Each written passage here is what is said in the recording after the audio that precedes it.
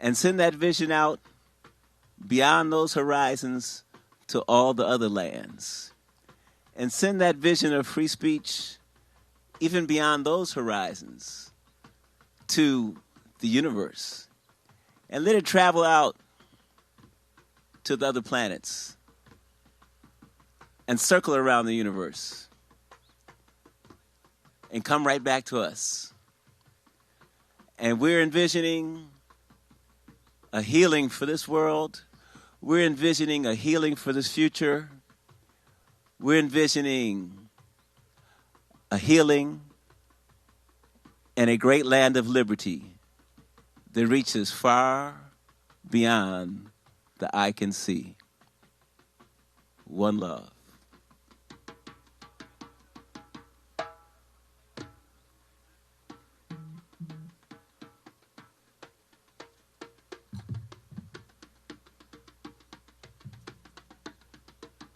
So the first chant, we'd like you to join in because we know that we don't want no censorship. And we don't need no censorship.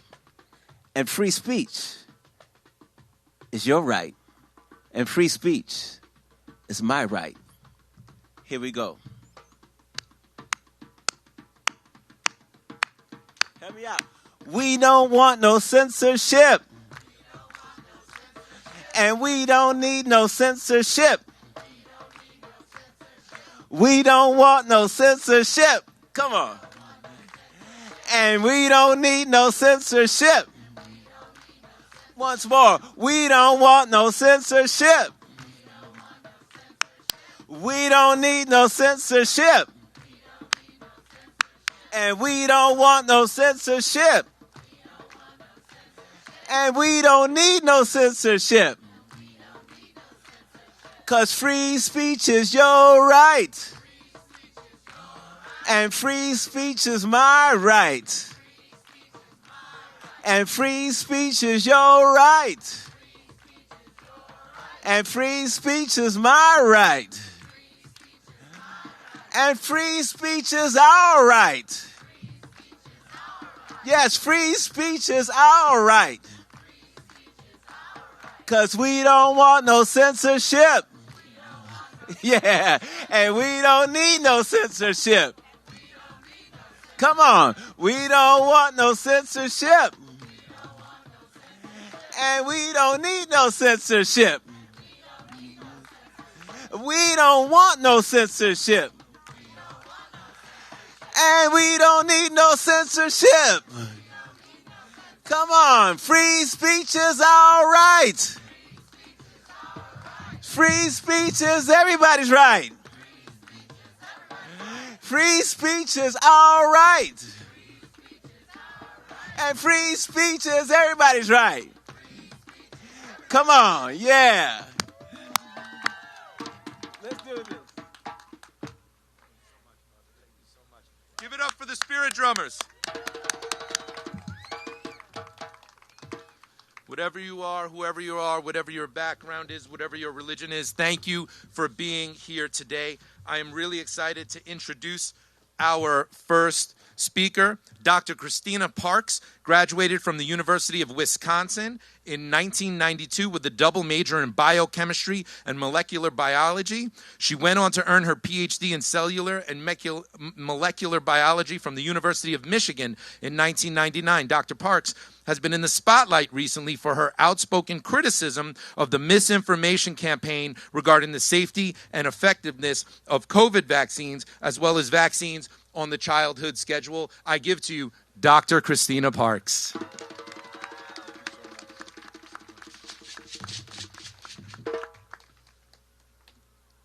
So I think that we can all agree that in many ways this has become a symbol of our country. And on this, and there's been a lot of debate about what all these symbols on here mean, whether they're good or whether they're bad, but it says, "In God we trust." In God we trust, on the U.S. dollar. What God is it that America has been trusting in? Is it the God of gold, oil, and dollars? as I reflect on the last 4 years, I really have to ask what God we're trusting in, what God has created this utter devastation. Because if you're following the God of the universe, the Bible says you will know them by their fruit. So what God have we been following? For some, maybe it's the God of money, the promise of what they feel is a better future through more things. For others, maybe it was status. But again, we have to ask the question, what God has allowed us to give up our integrity, to sacrifice our freedoms, to walk away from our humanity, and perhaps most egregious, to utterly abandon our family and friends in their hour of need? Whatever God we are following has led us directly into hell. In the Bible, Satan is called the father of lies. Have we been following truth, or have we been following lies?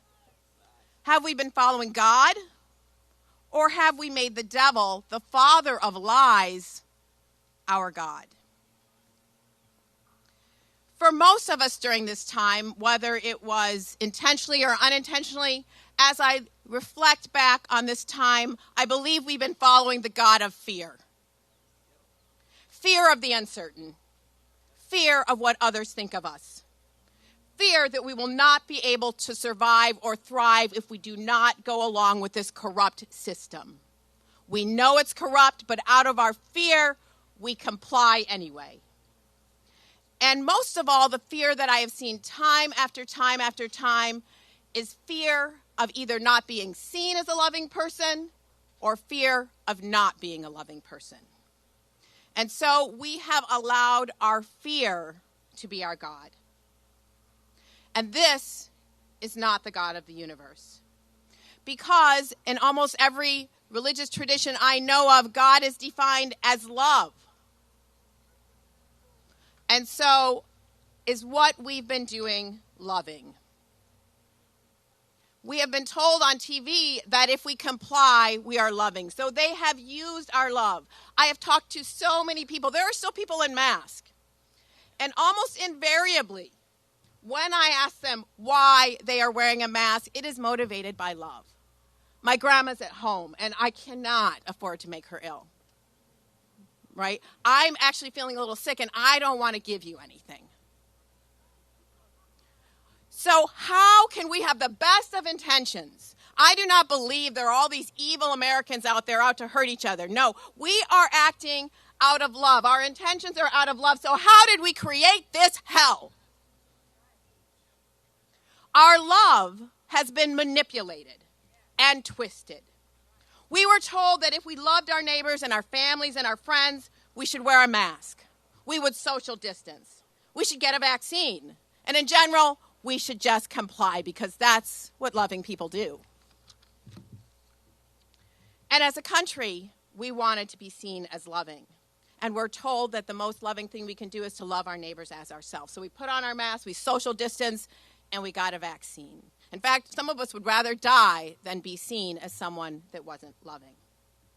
However, I submit to you that love cannot act without truth.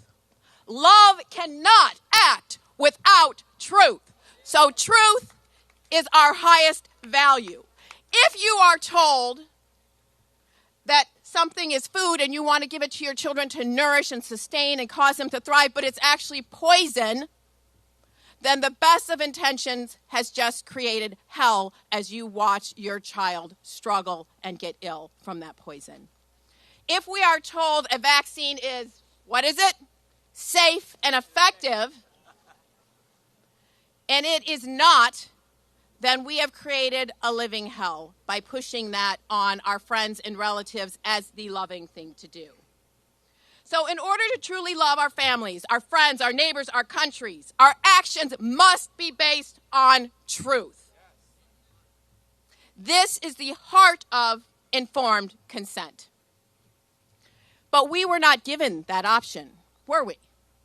We were not given the truth, and in fact, when we tried to spread the truth, we were censored. And in fact, this has compromised all of us and has created what happens when you follow the father of lies. It has created death and destruction, vaccine injury, hurt, pain, loss of jobs. It has created hell, because that's what happens when you follow the devil, the father of lies. You are led straight into hell. And so we must now correct our course. We must decide what God we will follow and whether we will make truth our highest priority, because we can be loving all day long, but if we don't have truth to base our actions on, then our results of our actions will not be what our intentions stemmed from.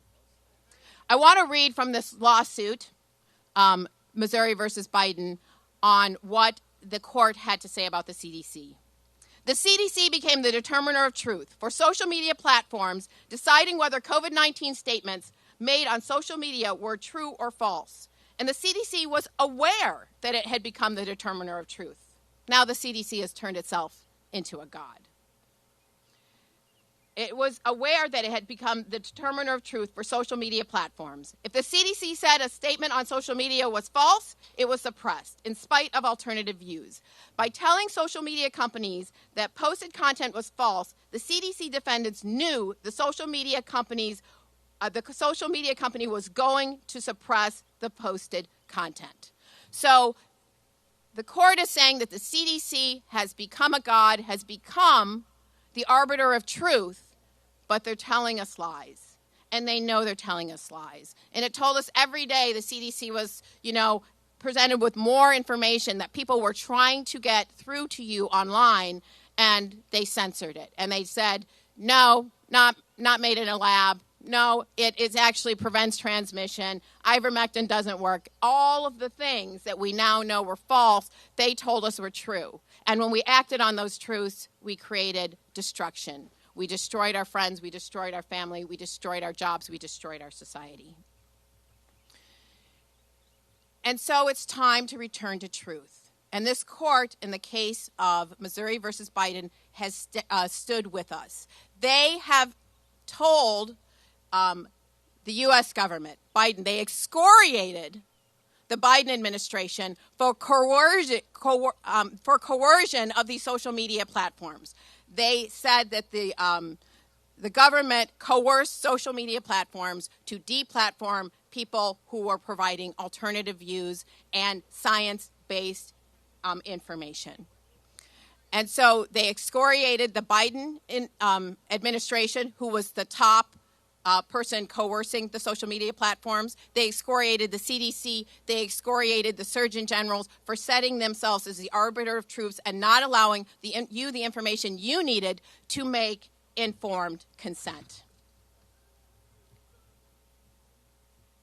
So now it's time for us to return to truth.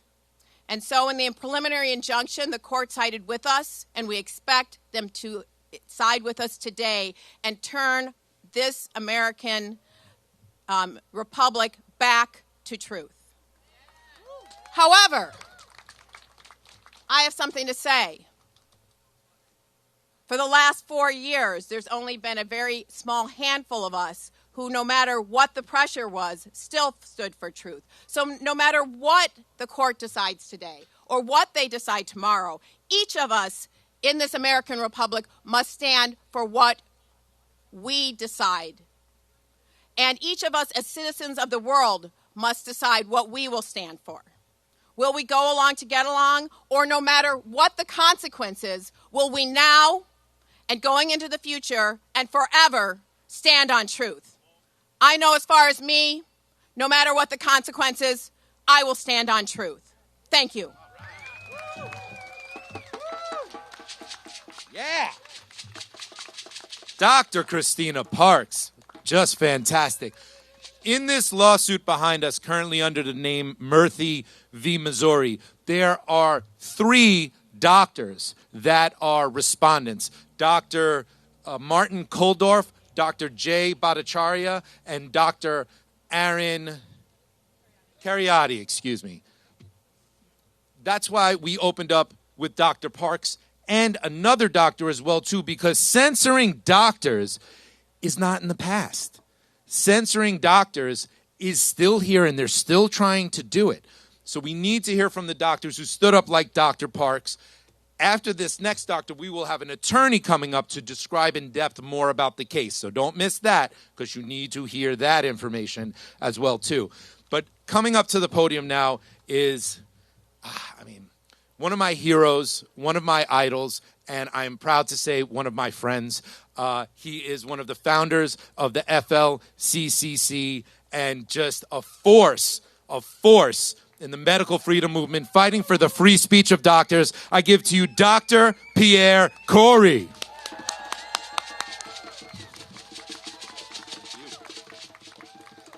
Hi, good morning. I consider myself to be one of the more censored physicians in this country throughout COVID. And I never thought I'd be in this position. In fact, before COVID, I knew very little of how much censorship is really occurring in our media historically and over decades. Much has been exposed to me. I've learned a lot in COVID, not only about COVID, but about how society has reacted to COVID and some of the forces that are leading to this censorship. And the reason why I want to give testimony today about what's happened to me, how I've been censored in every way, shape, and form, and I'll tell you why I want to do that. Is I think most of this country has no idea how much censorship is occurring. The information that you're hearing is highly curated, highly selected, and I got to tell you that information in almost all circumstances is not in your best interests. And the reason why I want to talk about how I've been censored is because censorship is silent. You have no idea what you're not hearing. It's only those of us who've been censored who know exactly what's being prevented from going into your ears. And so, what happened is I became expert with my colleagues and Professor Paul Marik on a number of facets of COVID, and I started to really dig deep into the science. And we were coming up with conclusions which were directly opposed by authorities in advanced health economies across the world. And I saw absurd scientific policies being propagated that were completely divorced from the science. And I come from a group of some of the most highly published and credible experts in our field. And it's not just one guy on a corner or out of his doctor's office with this opinion. We work together. We developed our own consensus, constantly debating, being transparent, showing all of our data and why we were reaching those conclusions. But they were not listened to. They were attacked. And, by becoming an expert, what it taught me is it revealed a whole new world that it's quite dystopian, actually, because I knew the truth about a lot of COVID science, and yet I had to wake up every day and read major newspapers all around the world peddling scientific lies. I had to hear leaders of health agencies who I formerly trusted. These are all institutions of society that I had never known to not trust. I thought papers like the New York Times were the paper of record, the arbiter of truth, the accurate, recorder of the day's events. And I found immense amount of lies around COVID appearing in papers like the New York Times and all sorts of major newspapers. And it wasn't just this country, it was a global phenomenon. Lies and lies and lies. And that's how I learned that they're capable of doing that. And so what happened to me, and by the way, censorship, a big part of censorship, it's not just preventing things from showing up in print or from emitting from the mouths of broadcasters. It's also, to censor, they go after truth tellers. And how they do that is by going after your credibility and your reputation. They want you to appear as uncredible to the population as possible so that no one listens to you. It's like they cut your tongue out of your mouth. And what happened to me, and I'm just going to give you my resume, my CV of censorship in COVID, is I first testified in the U.S. Senate about the critical need for corticosteroids in May of 2020. We knew it was life-saving. We did that at a time that every national and international healthcare organization in the world was recommending against corticosteroids. Well, guess what? That truth, which was censored, that testimony, corticosteroids became the standard of care worldwide 3 months later. Do you know how many millions of lives could have been saved had that information gotten out? And so we were literally putting out life-saving information. I wrote an op-ed in May of 2020 that this was an aerosol-transmitted disease. That is now accepted as a scientific truth. However, it took the CDC 1 year and the WHO 2 years to admit what was so obvious to us from the outset. And yet we were running around social distancing and lockdowning and wearing masks for an aerosol-transmitted disease. It's absolutely absurd. Then we went on. We started just studying early treatments, and we came out with a review paper, and I was asked to testify again in December of 2020 around ivermectin. That video of my testimony went viral. On just one channel alone on the internet, on Fox News, it hit 8 million views. Before the middle of the night, it was taken down and disappeared from the internet. That same testimony went around the world. Many countries translated into their own languages. We were asked for interviews and lectures, and I spoke all around the world. Many countries were much more receptive than this one, but I will tell you, it's really the advanced health economies here who did most of the censorship. And why? Because ivermectin was a huge threat to just about everything they wanted to accomplish. Certainly all their financial interests, the entire financial interest of the global vaccination campaign, the competing markets for antivirals like Paxlovid and molnupiravir and monoclonal antibodies, and then Fauci's darling friend remdesivir. And so, you know, I wrote a book called The War on Ivermectin where I detail all of this. Now, although I wrote that book, one of my colleagues could have written the book The War on Hydroxychloroquine because it was the same war, same results. You all are being lied to. The idea that the only thing that works in COVID is Paxlovid is scientifically absurd, and it's not supported by the available evidence. Within 2 days of that testimony, the Associated Press did an interview with me. I spent 20 minutes explaining to that reporter all of the dozens of trials from all around the world showing how highly effective that drug is. Within a day, that article was posted. It was a complete hit job. None of the data was mentioned. They talked about someone drinking fish cleaner. I mean, this was an absurd article. And we actually filed an ethics complaint against the Associated Press. It went nowhere. But here's the thing, guys. Here's a little piece of emerging information. 1 week ago, a colleague told me that that same article, which appeared 2 days after that testimony, was removed from the Associated Press website. You can only access it now on the Wayback Machine. So what's going on here? They're trying to backtrack these things that they've done. So after the Associated Press, then I started seeing other hit jobs in the media. My papers, which had passed full peer review by senior scientists from the public health agencies that were ready for publication, suddenly were retracted. Some shadowy third-party anonymous peer reviewer told the editor that our conclusions were not supported by the data after it passed peer review by 4 senior scientists. That's not the only paper they retracted. They retracted mine. They retracted another paper that we wrote. And then we started seeing other colleagues who were deeply studied. We started seeing those retractions. And let me say a quick word about how the foundation of the censorship and the most damage and the most lives lost in COVID comes from the censorship that exists at the level of the medical journals. Because none of you in the press here, none of you media know this. Editors of those highest impact medical journals have been on record for decades saying that almost half of what's published in them is not true. There is immense corruption in the conduct of research trials. Those fraudulent research trials, particularly ones around ivermectin, they sail to publication in those journals. There's a chapter in my book called The Editorial Mafia. I have in that book and on my computer dozens of examples of positive ivermectin trials submitted by researchers around the world that go to those editors, and they get 2-line rejection responses with my favorite phrase, which is, "This study is of not sufficient interest to our readership at this time." And so they are censoring science, good, honest science by researchers in order to show that ivermectin doesn't work. And so we saw our retractions. And then my jobs. I've lost 3 jobs in COVID. One was within 1 day of that ivermectin testimony. It's because they refused to continue to hire me if I would not stop talking to the press. And I said, no way, not at this historic time. And then my last job, I was very happy in that job. But my partners were telling me the administration was getting a lot of pressure to get rid of me because of all the negative press around me. And eventually I was fired from that job. And so I'm now unemployable by the system solely for speaking truths. And this has to stop. You guys are being starved of information, which is leading to immense suffering and death. I'm one of the experts on the excess mortality that's roiling this country and other countries around the world. And it's all coming out of one of the most toxic and lethal interventions known to man, which is the vaccines. And if you guys are going to think I'm crazy, because all of you are sitting here saying, oh, but the vaccines are safe and effective. Guess what? If you have that thought in your mind, you are the most grotesque victim of censorship I have ever heard of. You know not of what you speak. You know little of what the true information and data is. And you know what happens? People who are poisoned and starved of that information, they take actions which lead to their deaths.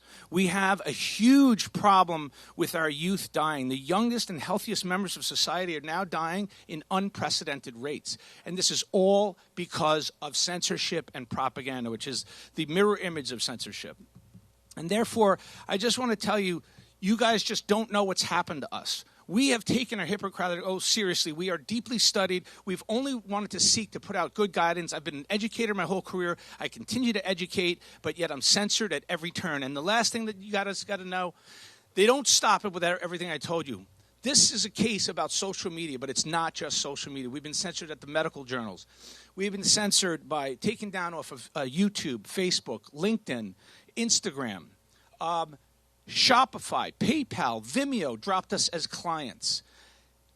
We couldn't even put out a press release anymore. And then the media completely ignores us, does not publish anything that we do. And then the final weapon is the medical boards. They're taking our licenses. They're making examples of us because they want to terrify the rest of the physician population in this country to not speak out and not speak truths. So they're going after us in the medical boards. I have numerous complaints on misinformation. I spend a lot of my time defending my colleagues around the country who are about to lose their livelihoods. And why? Because they had a scientific opinion that was contradictory to the supposed scientific consensus. This is absurd. We are now looking at legislation popping out in crazy places like California, where they want to try to pass a bill that would punish a doctor for sharing their honest medical opinion with a patient. We have legislation now in France which would criminalize criticism of these vaccines. We also are seeing that in Brazil. This is absurd and it has to stop. My last piece of advice. When you hear someone labeled as a misinformationist, pay particular attention to who they are and what they speak. I can guarantee you that they have no conflict of interest, and they are speaking truths. They are being mislabeled as misinformationists. The vast majority of them are speaking truth. I would instead be very, very skeptical of those accusers of those misinformation. Be skeptical of what they say and what they're about. Question everything nowadays. Thank you.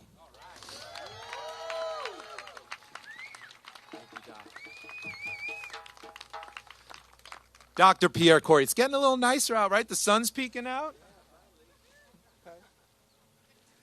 Okay, so you had the doctors that stepped up here, gave you a little bit of the background because doctors have been so censored.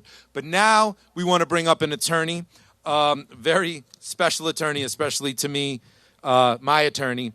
We're honored to introduce the next speaker, Sujata Gibson of the Gibson Law Firm. She's a veteran civil rights attorney, movement law expert, and professor at Cornell University. And she has been fighting for the rights of parents, of teachers, of firefighters, of nurses in New York who were illegally taken out of our jobs and our profession. She's been fighting with us for years and possibly fighting for years ahead of us. I give to you Sujata Gibson. Come on up.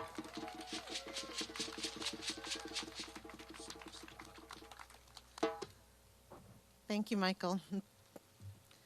Somebody asked me why I'm here a few minutes ago. I'm here to bear witness to a turning point in our nation's history, which could possibly be the unraveling of our American democracy. This case has massive significance. The lower court itself described what happened here as the most massive attack against free speech in United States history. I'm going to say that again. The lower court said that if proven true, the allegations here, which are well supported by the record, enough that the lower court felt that the plaintiffs are likely to succeed and injunctive relief is warranted, that this is the most massive attack against free speech in United States history. The right of free speech is one of the most central rights that we have to protect our democracy. At the age of 16, Benjamin Franklin wrote under a pseudonym that whoever would overthrow the liberty of a nation must subdue the freeness of speech. At the time, his brother, who published the paper that he published this in, was in jail for writing words that were uncomfortable for the government. In the First Amendment, our founders codified robust protections against encroachment on free speech, and it became one of our most central, fundamental rights that the government may not abridge free speech. Over time, court cases showed that even the most minor infringement on this right would be strictly enforced.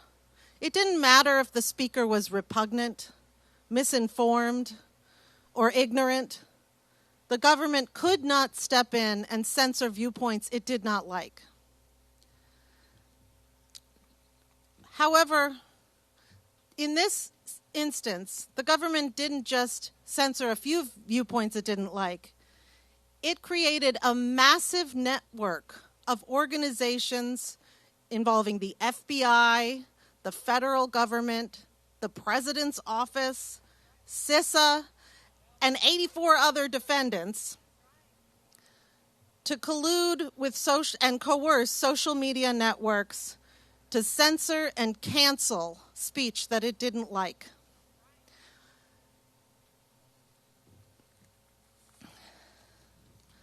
This is not a minor thing. What was happening here is shocking.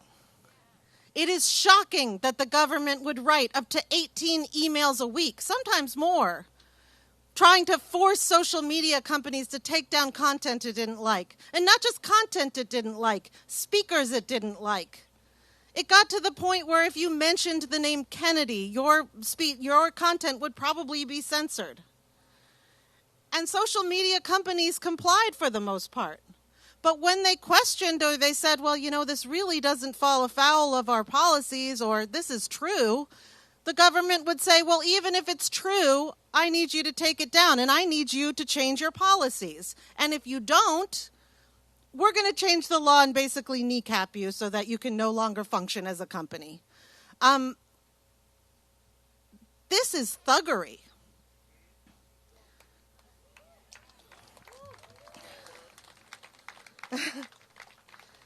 Today, the Supreme Court is going to weigh in on whether this violated the First Amendment.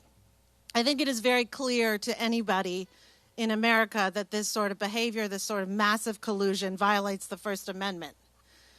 And yet, notably silent in this situation are groups like the ACLU. Where is the ACLU? How did we get to this point where the Supreme Court even has to hear this case, where the government even thinks it could possibly get away with this level of censorship? The court is going to make a very important decision in this case, and today they're going to hear arguments, and I pray that they have the strength and courage to uphold our democracy, because if they do not, if they allow this to happen, it's over. The American experiment is over. But courts follow culture, and the reason that I believe we're here today, well, that's also on us. We have been manipulated into a divisive cancel culture that cannot tolerate the mildest opposition in opinion or thought. It is so pervasive now that a few days before coming here, I went out to my car and saw that somebody had felt that the compulsion to spray paint over the name of the president that I'm supporting on a bumper sticker. People cannot, and this was not just some random act of spray paint. my friend was with me. He's an expert on spray paint. It was a very high-end matte spray paint that you can only get online that was used. You know, someone took the time to order it online, get it, spray paint over my little bumper sticker. But how do we get to the point where we can't tolerate other ideas? We can't tolerate seeing a bumper sticker of a president we don't like. We can't tolerate hearing somebody give a different perspective or, different idea of what we should do. It's, I think, intentional. Because if we're at each other's throats and we're allowing the government to say that they are the arbiter of truth and they are the sole arbiter of truth and they will silence anything that they don't like, we're done for. We're easily controlled. This is not the country that I grew up in, and this is not the country that I am going to live in. We are going to fight to make this the United States of America again.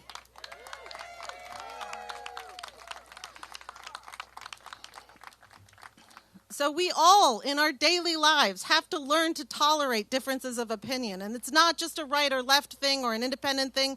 We have to listen to those who we fundamentally disagree with. And we have to really, really appreciate why that's important. Because when we stop doing that, when we just devolve into these teams that need to just hear the same buzzwords from one another to know that we're all on the same page, this is where we end up.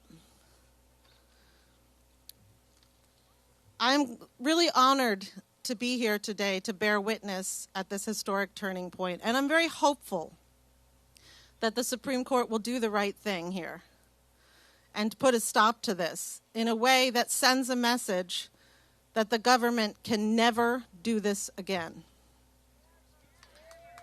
So, all of you who are watching on this streaming show and all of you who are here today, we are bearing witness, holding our hearts open and letting the courts and the country know that this matters to us. Our country matters to us and our fundamental freedoms matter to us.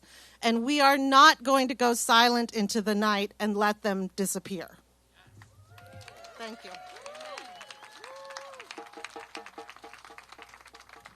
Sujata Gibson. Sujata Gibson and Children's Health Defense are responsible for beating the vaccine mandate in New York on nurses and medical professionals. They beat that. They beat that. And she's continuing to fight for teachers, firefighters, cops, and many, many others that were done wrong. Most of you in this crowd know all about that. Our next speaker, Daniel O'Connor, earned his Juris Doctor from UC Law San Francisco and MA from UCLA.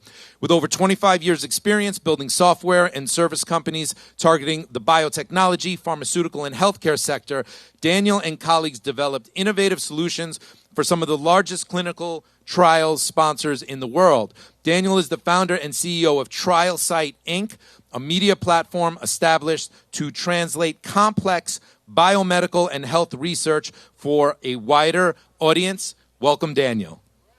We were having the drum circle or something first. Hey, everybody. Can everybody hear me okay? All right. Okay. So, I am the founder of Trial Site News. I'm not a journalist. I just sort of fell into this. And I spent over 20 years building software companies that worked with these large pharmaceutical companies and their clinical trials. So I know them very well.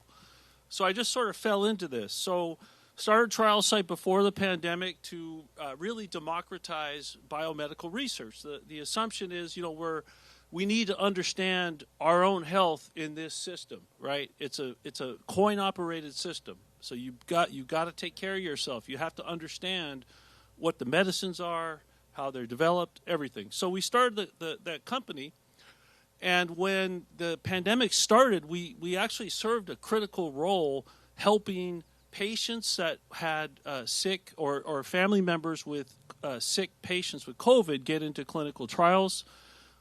We helped hundreds of doctors find clinical trials, and then we started tracking ivermectin. And, as some people will attest, most people in North America that learned about ivermectin learned about it through us, okay? A lot of people forget that fact, but that's okay. So what happened was, though, we started to notice. Now we have our own platform, so they can't censor us directly. Okay, I invested. We control our own system. We're not dependent on any social media. However, we use social media for YouTube, Facebook, what have you. Long story short, we started to see very, very serious patterns of censorship of like ivermectin studies, for example. We saw, the classic one was when the nation of Slovakia approved ivermectin as on an emergency basis for COVID, and we simply posted that on Facebook with the documentation proving that that was the case. And Facebook said, no, that's misinformation. We said, hold on a second.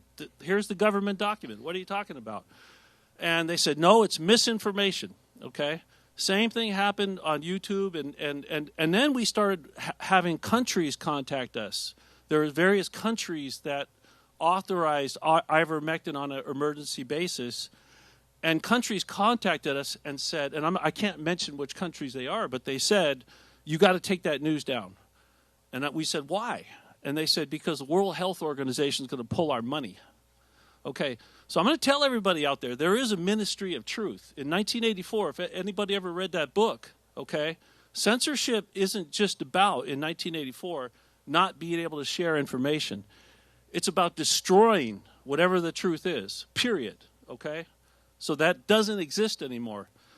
My concern is that this trend, okay, it's whoever's going to be in power. It's a trend. It's like tribalism that's happening, okay? And it's very important. We stay objective. We stay neutral. We report on the facts, whatever they are. I don't care who I upset, okay? That's the beautiful thing about being independent. Now, a couple other things. But ivermectin, we still, no problem with my industry colleagues. I have a lot of people in industry, Pfizer, you name it, okay? Where we started pissing people off is when we started reporting on issues with the vaccines. And we knew of problems early on, and we reported on those problems. Shortcuts that were taken, things like that. Regulatory minutia. Well, we started to let certain people publish before the Substack thing took off. A guy named Steve Kirsch put an article on our news site early on. And a group called NewsGuard contacted us. They were empowered by somebody, okay? They're ex-news executives from big media. And they said, you better take that Steve Kirsch piece down off your website. I told them, hey, it's an opinion piece. We don't necessarily agree with it. We have all kinds of pro-COVID vaccine data on our website. It said, it doesn't matter. It has to go. So we politely told them where to go, because we can, right? And I will tell you guys, if you Google us, you'll see some, they're quasi-conspiratorial. That's because, we didn't just succumb to what their wishes are, okay? You got to be able to have debate out there. You got to have science, especially with science. It's unfolding, okay? Now, there's a whole bunch of other stuff. I can tell you where we think the SARS-CoV-2 comes from and all this kind of stuff. But the thing that really put me over the edge, and the reason I'm here, I joined Robert with the lawsuit against Trusted News Initiative and CHD because I felt it was an important stance to take. So we're a plaintiff in that lawsuit. But I think the thing that pushed me over the edge, ironically, had nothing to do with COVID, okay? Get ready for this one. So on YouTube, again, not our platform, but on YouTube, we simply did a news update on the Gardasil lawsuit. So that's the HPV vaccine, okay, against cervical cancer, right? And there's just lawsuits. We didn't say whether it was bad or good. We just said, hey, there's a lawsuit. YouTube cuts it. We said, well, and we have connections there. We said, what's going on here? They said, well, it's not misinformation, and it's not disinformation. It's malinformation. I said, what the uck is that? What is malinformation? They said, well, the World Health Organization, which is the ministry of truth for today, okay, they haven't commented on that yet, so you can't talk about it. That's what I was done. So when I got invited to come here, I said, initially I wasn't going to come. We were just going to support it. And I said, I need to come and tell these folks that. But I support this effort. There's major censorship now. It's a move towards a totalitarian type of environment. It really is. It's much more dangerous than people think. And it comes from all sides. Just to be mindful, everybody. Doesn't matter who's in power. Doesn't matter. Those tendencies are unfolding right now. So it's going to take a broad-based coalition to overcome something like this. So I'm hoping that happens. I want to thank everybody for being here, and thanks for taking the time.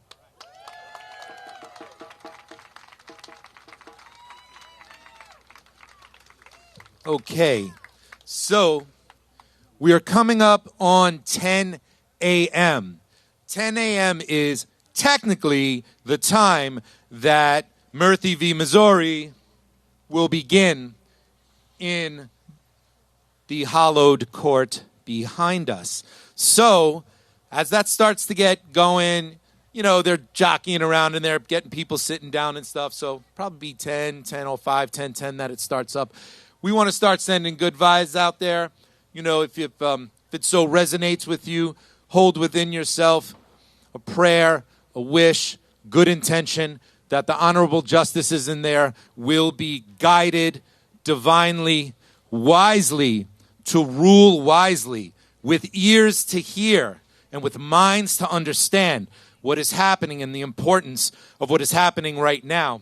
And with that, I want to give it over to Kevin Nathaniel and the Spirit Drummers to pick up the vibe a little bit. Go for it.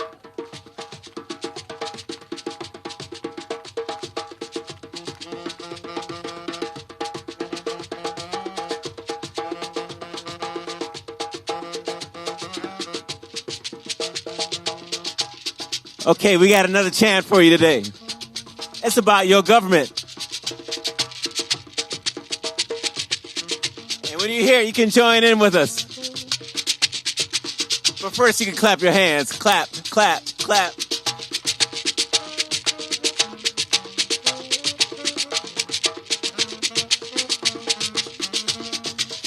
Your government wants to choose what you can say.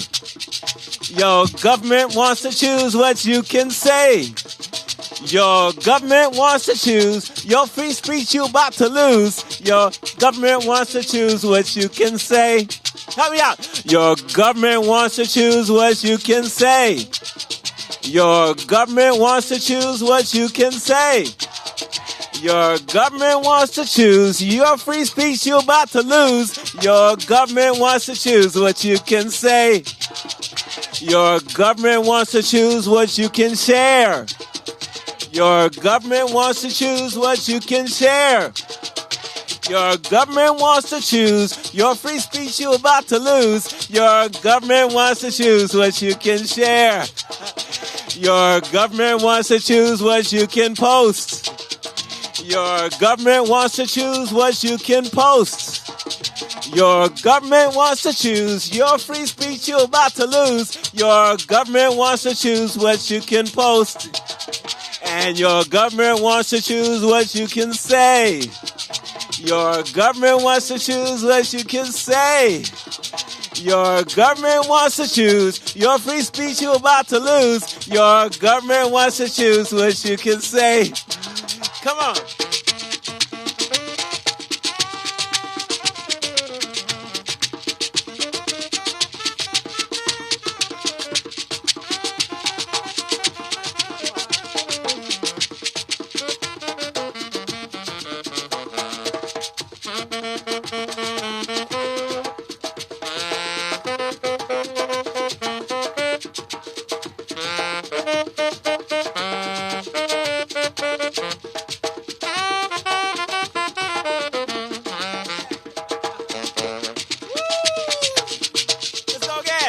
Your government wants to choose what you can say. Your government wants to choose what you can say. Your government wants to choose your free speech you're about to lose. Your government wants to choose what you can say. And your government wants to choose what you can share. Your government wants to choose what you can share. Your government wants to choose your free speech you're about to lose. Your government wants to choose what you can share. And your government wants to choose what you can post. Your government wants to choose what you can post. Your government wants to choose, and your free speech you got to lose if your government wants to choose what you can post. Your government wants to choose what you can say. Government wants to choose what you can say. Your government wants to choose your free speech you're about to lose. Your government wants to choose what you can say. Yo, my rights are your rights, and your rights are my rights. Say it. My rights are your rights, and your rights are my rights.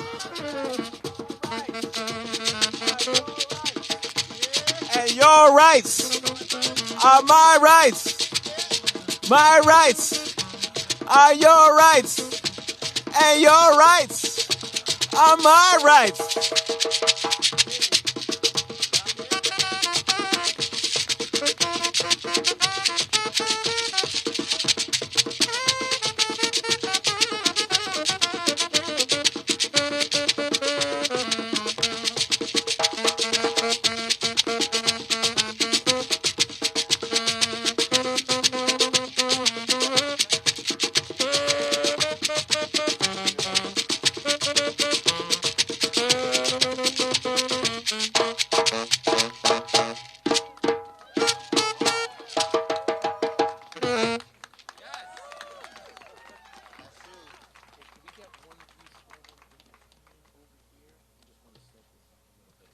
Thank you so much to the Spirit Drummers.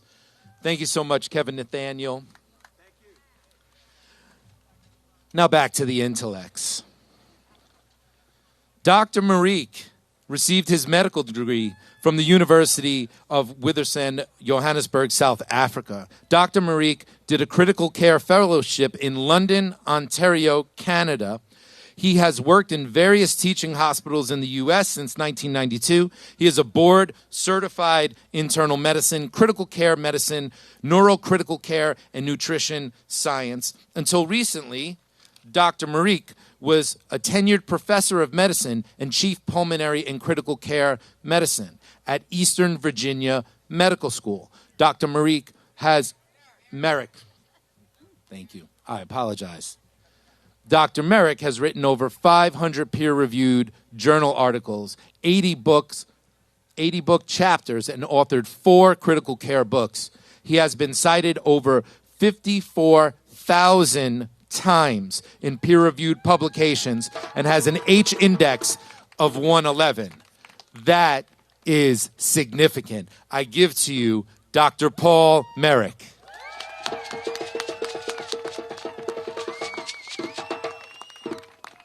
Thank you. Thank you, Michael. So my message is quite simple, actually. Closer to the mic. Hey, guys. So the federal government lied to you. The agencies lied to you. They lied to you about everything to do with COVID. So what they told you was false. We know the 6-foot rule was a lie. Social isolation was a lie. The lockdowns were a lie. We know that the vaccines are not safe and effective. Although people don't want to believe it, we know that the vaccines have killed in this country at least 500,000 people. Let me say that again, 500,000 people. We know, according to the CDC's own data, that 18 million Americans have suffered severe adverse events from the vaccine. So how was this big lie possible? Well, the reason is it's called censorship. They censored the truth. They would not let people speak the truth. And when you censor the truth, you censor science, you decapitate science, so nobody knows the truth. And so that's what this is really all about, is that the social media were censored. As Pierre said earlier, the medical journals are captured. The main media are captured, so that the truth has been hidden from Americans and the rest of the world. And this has allowed them to get away with committing what is one of the most severe atrocities of recent memory. And so this is really about the ability of people to engage in a conversation. This is the ability to speak and exchange information, because that's what science is about. It's about an exchange of information, allowing people to speak the truth. And so hopefully this case will prevail, and that we will be allowed to speak the truth, because it's the truth that will set us free. Thank you.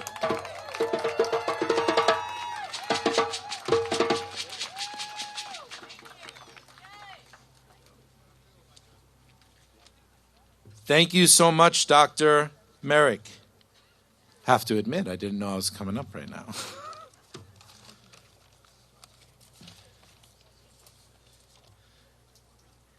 We're good? Okay. Amy Bond is the co-founder and president of PERC, Protection of the Educational Rights of Kids. Amy is originally from Arkansas and has a degree in psychology and a background in life coaching, working with people of all walks of life.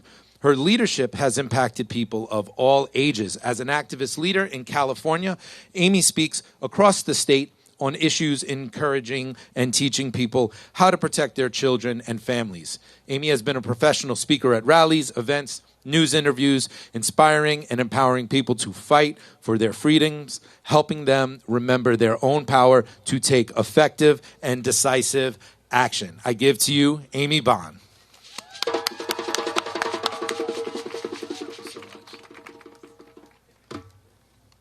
Good morning, everybody. It is so cold.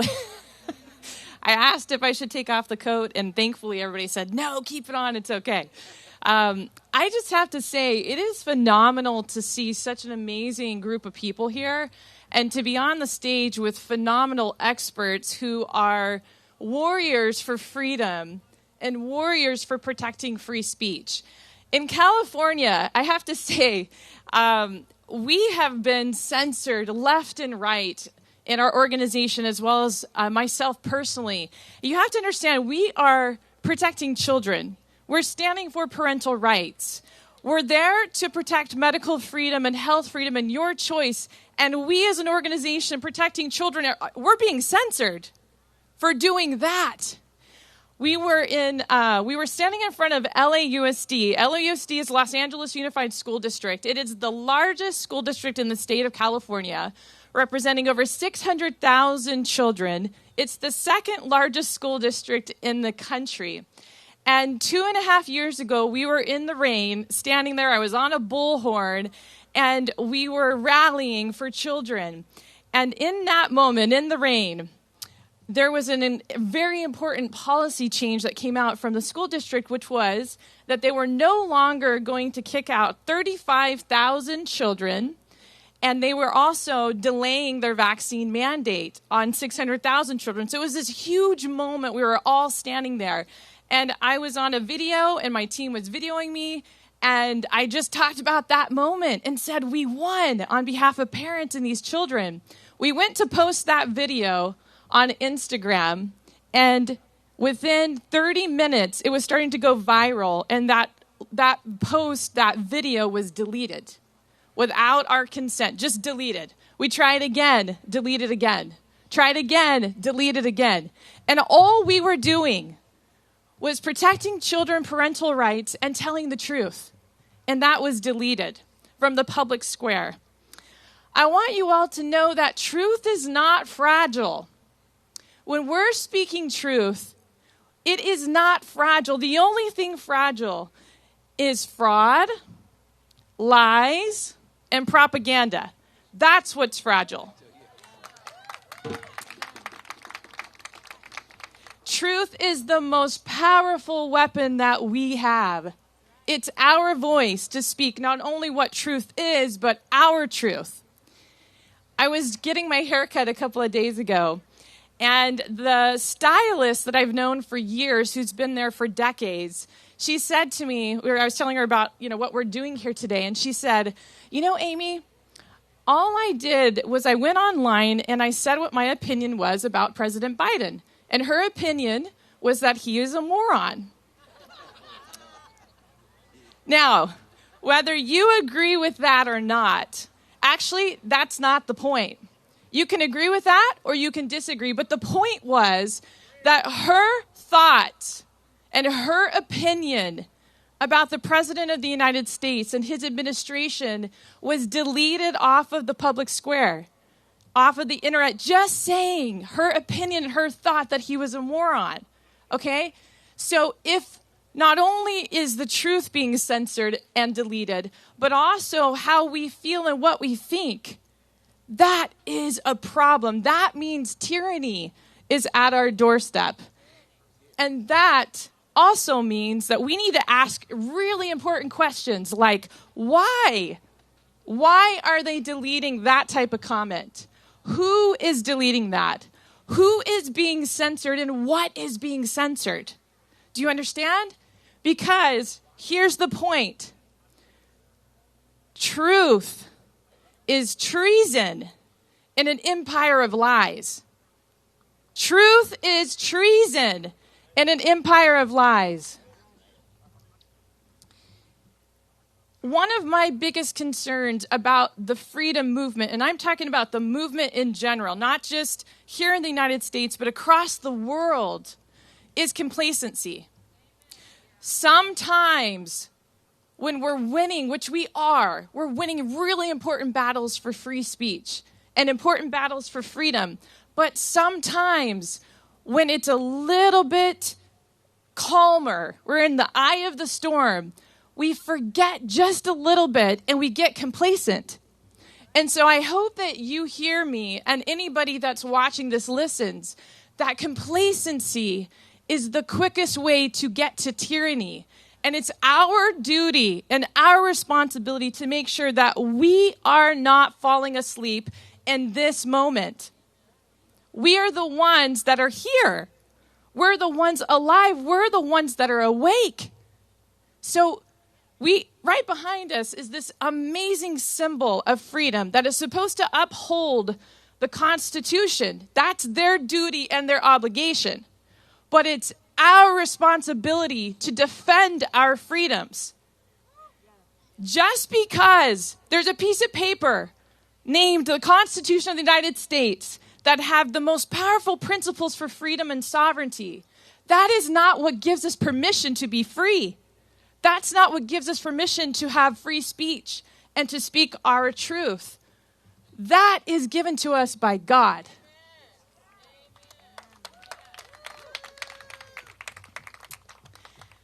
My aunt and my grandmother fled from Budapest, Hungary during the time of World War II when tyranny was at their doorstep.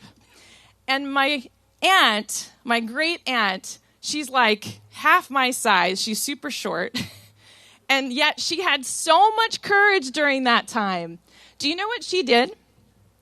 She dressed up like a beggar and like a boy and went and begged for extra food rations. And you know why she did that? Because she used that extra food ration to create food and make food and bring it to families that were hiding in a cave in her community. And these families were Jewish. That is an inspiring story to me because it's an example of courage. It's an example that even if you are afraid, no matter what the circumstances are, we can face that fear. We can do the right thing because that's what it means to be united as a people. Have you seen the most beautiful redwood trees in California? Has anybody seen those amazing trees? how tall they are, how beautiful they are, how majestic they are. I had the opportunity to see those trees just a few months ago, and I was struck by that, and I wanted to share something with you about that today. Do you realize that these trees have stood there for thousands of years, and they've weathered every single storm, anything that's come their way? They've been strong and resilient. But you want to know what the most powerful thing is about those trees?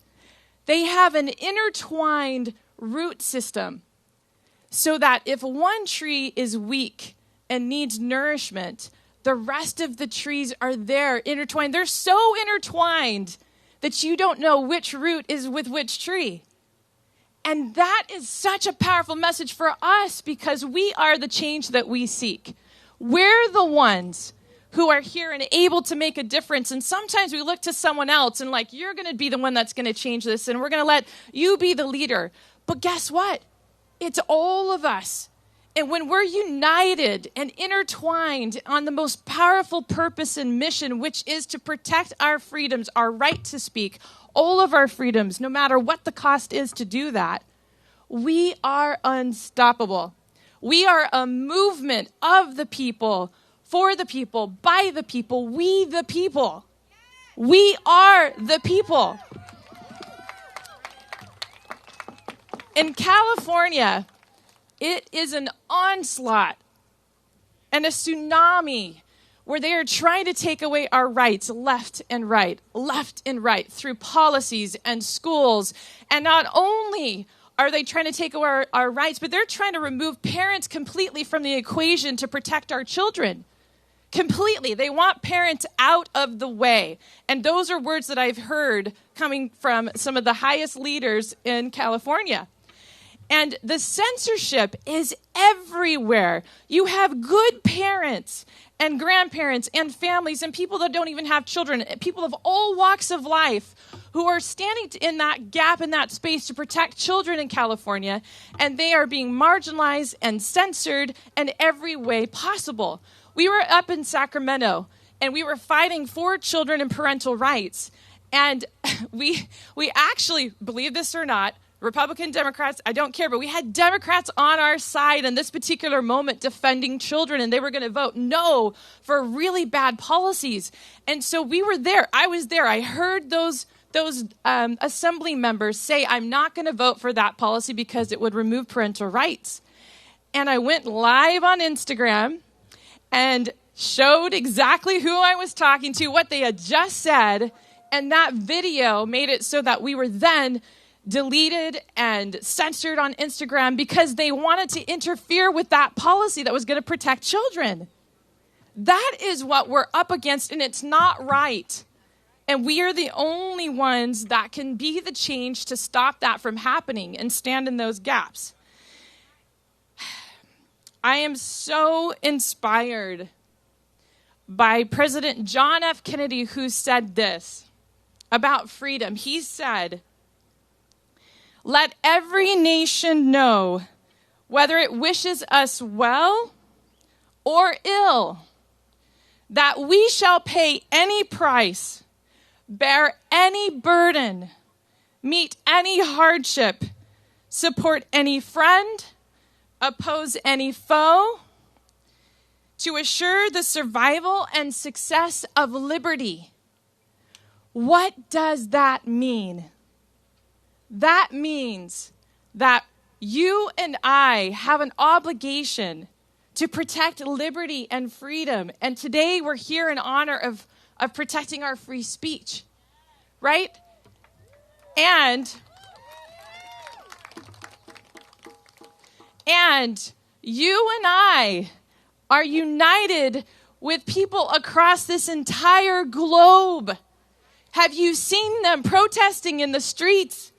By the millions, whether it's Australia or Austria or the UK or Germany, they are marching in the streets because they understand what you and I understand, which is that freedom is everything. Without freedom, we have nothing. Thank you.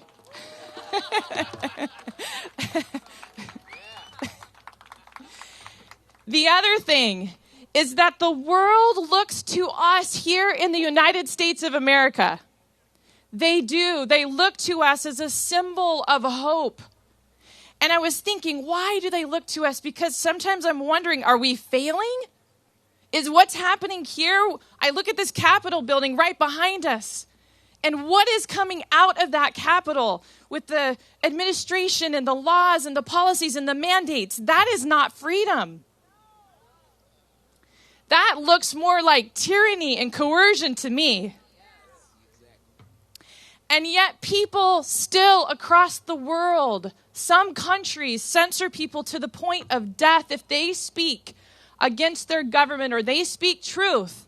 Their life is on the line. And right now, that's not the case for us. Our lives are not on the line. Our livelihoods might be. What we have to say and our reputation, those things might be on the line. But as the symbol of hope and freedom, it's not just because of the Constitution. It's not just because of the founding fathers. The reason why I believe people look to us here in the United States of America as a symbol of hope and freedom is because of the people. It's because we are the people that are willing to defend that freedom at all costs. And that's why they look to us. That's why they see this as a place of hope. That's why we are a symbol of hope to the entire world. And when we win, they win. Every country that looks to us, when we win anything. So I hope and pray that the United States Supreme Court upholds the most important freedom that we have, because the freedom of speech is that door where everything else hinges on that, right? And so, but we have to remember that we are that hope to the world, because we are the people who are willing to defend these freedoms. And that's what makes us so powerful as a people. United together, doing whatever it takes, no matter what the cost, no matter how long it takes. What if around the corner it gets darker? What if we don't know what's coming next? I can tell you this, and I'll close with this, that it doesn't matter what's around the corner if we are willing in our hearts to be united as a people for a common cause and make sure that we're doing our part to protect not only our freedoms, but the next generation of children. Because if we fail, what does their future look like? The future of our children and the generation to come. We cannot fail. We will not fail.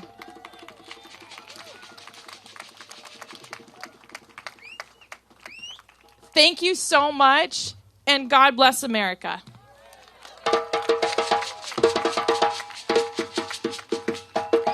Thank you so much, Amy. One of the things she brought up that resonated with me is hearing lawmakers say they want parents out of the way.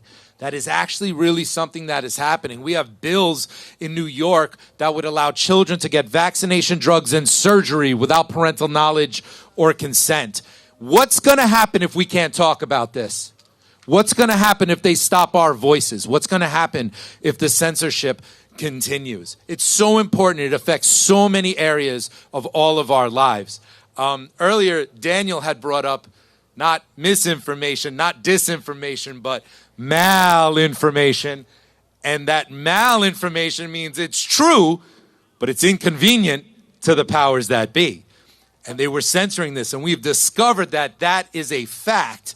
They have censored true information because it was inconvenient for them. Now, they like to label malinformation disinformation if they can. And one of the things that they did not too long ago, a lot of you will remember, is they named 12 in the disinfo dozen. Anybody remember that? Right? Do you remember that happened? Well, we have a special guest that came here today that was named as one of those disinfo dozen. I give to you Risa Islam.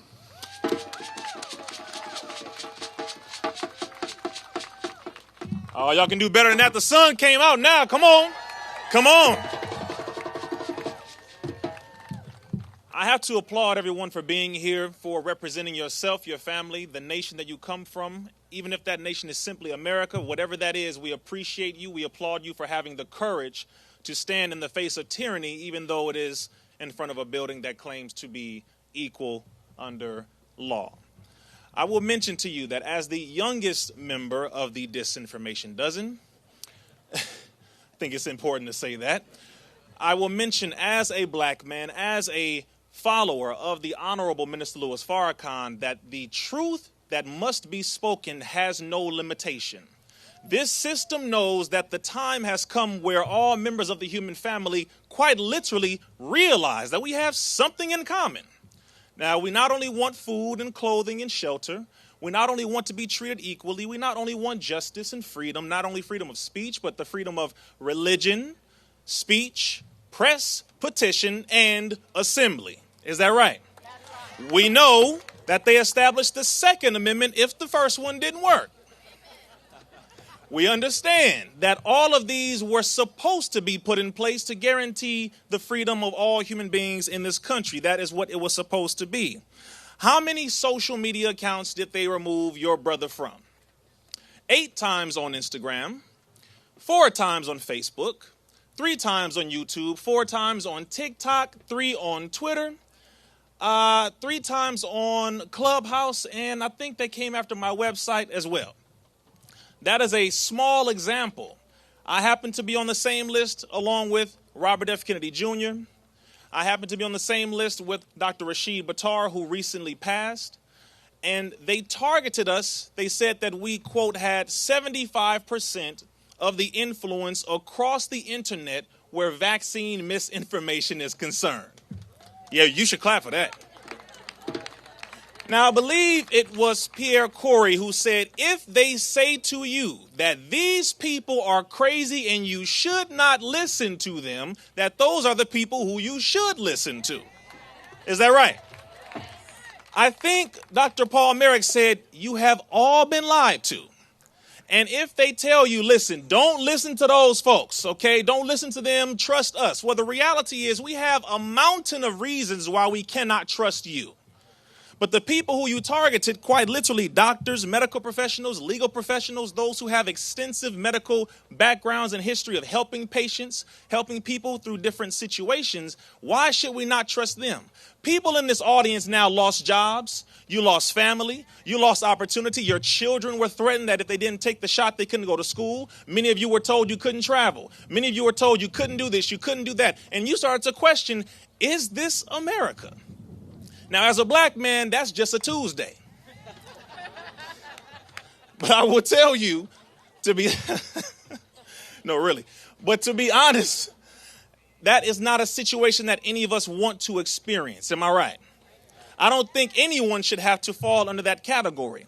Do you mean to tell me that in the United States of America, certain people criticize China, you criticize Russia, you criticize other nations for doing the same thing that you are guilty of doing? So where are we really? You should clap for that. Don't be nervous now. Are we out here? Did you come to hear the truth? Are you interested in being censored anymore? Okay, then put some bass in your voice then. This is why we are here. Let me mention something else. In 2020, July 4th, 2020, the Honorable Minister Louis Farrakhan issued a declaration, a warning to the world.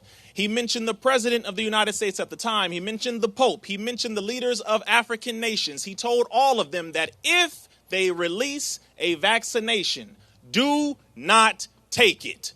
Did you know that? Did you know that? Give him a round of applause. Come on.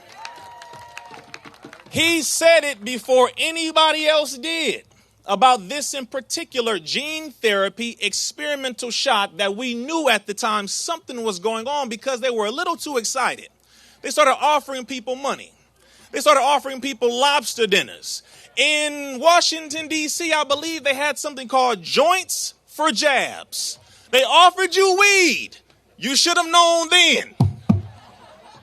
They offered so many incentives when it comes to your health, but they put poison in the food. They allow poison in the water. They put poison in the air, and all of a sudden they care about your health. Does that make sense? Okay, I just want to make sure we're in the right area. The censorship here went so far as to be mentioned in the court case that is currently taking place here, that they sent emails to social media companies saying to take down posts that stated that natural immunity is superior to that of vaccine-induced immunity. Let me ask the medical professional. Matter of fact, let's just say we all are medical professionals right now. Have any of you graduated from the 10th grade? That is where you are introduced traditionally to the subject of biology. And in that subject, you are taught about something called immunity. In 10th grade, we are taught that natural immunity is best, right? They convinced over 5 billion people that natural immunity is not the right thing and you should take this shot, and that God is wrong. That your immune system is less superior. You should just go ahead and take all of these shots that don't have long-term studies. That so far it turns out that everything we said about them is true. The studies have come out. They just released one in mainstream media where they studied over 99 million people who took at least one dose of the vaccine. And what did they determine? Heart problems, neurological disorders, Guillain-Barré syndrome, and a number of other things that we mentioned. Why? Because the Pfizer data said it before they released the shots to the public. This was a total conspiracy. Say it with me. Conspiracy. Say it one more time. Conspiracy. One more time. We outside. Conspiracy. I want to make sure they hear us. Make the right decision. So as I leave, I will say this to you. There are a number of vaccine compensation programs now. Again, we are not here to applaud and laugh at anyone because everyone's circumstance was different. People were threatened. They felt as though they had no other choice. Parents were threatened. Medical professionals, everyone was threatened, and they felt that there was nothing else they could do. So we have empathy. We are very considerate. They have now started to pay people in Australia if you prove that the shot harmed you. They are paying people in Canada if you prove that the COVID shot has harmed you. They are paying people in the United Kingdom. Did you know this? Remember, every time a drug came out after roughly 10 years, you would hear a commercial like this on TV. Have you or someone you know taken the drug, blah, blah, blah? That is currently happening now. So as I leave, I just want to make it very clear that if we do not stop this tyranny, it starts here, but it does not end here. If you want to criticize social credit systems, if you want to criticize the fact that pharmaceuticals are in control of many of our professionals, if you want to criticize it, that is one thing. But at a certain point, we are going to have to rise up as a people, truly believe in God, whatever you call it, him and or her, and really embrace that power to say we will no longer stand for this tyranny. Thank you very much. Peace be unto you.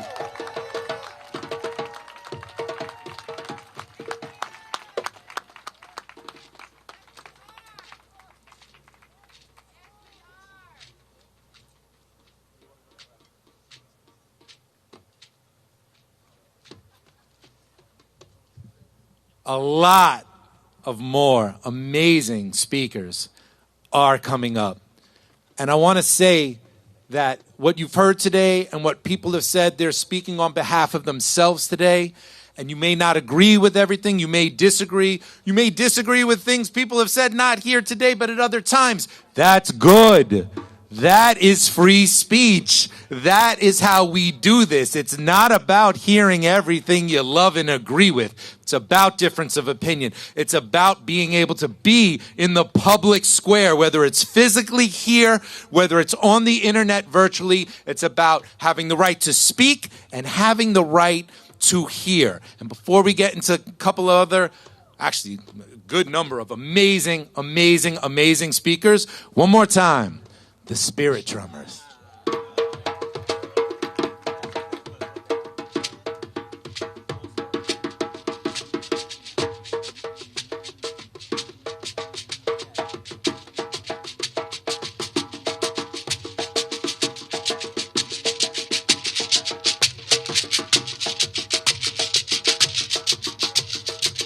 Free speech is our first civil liberty.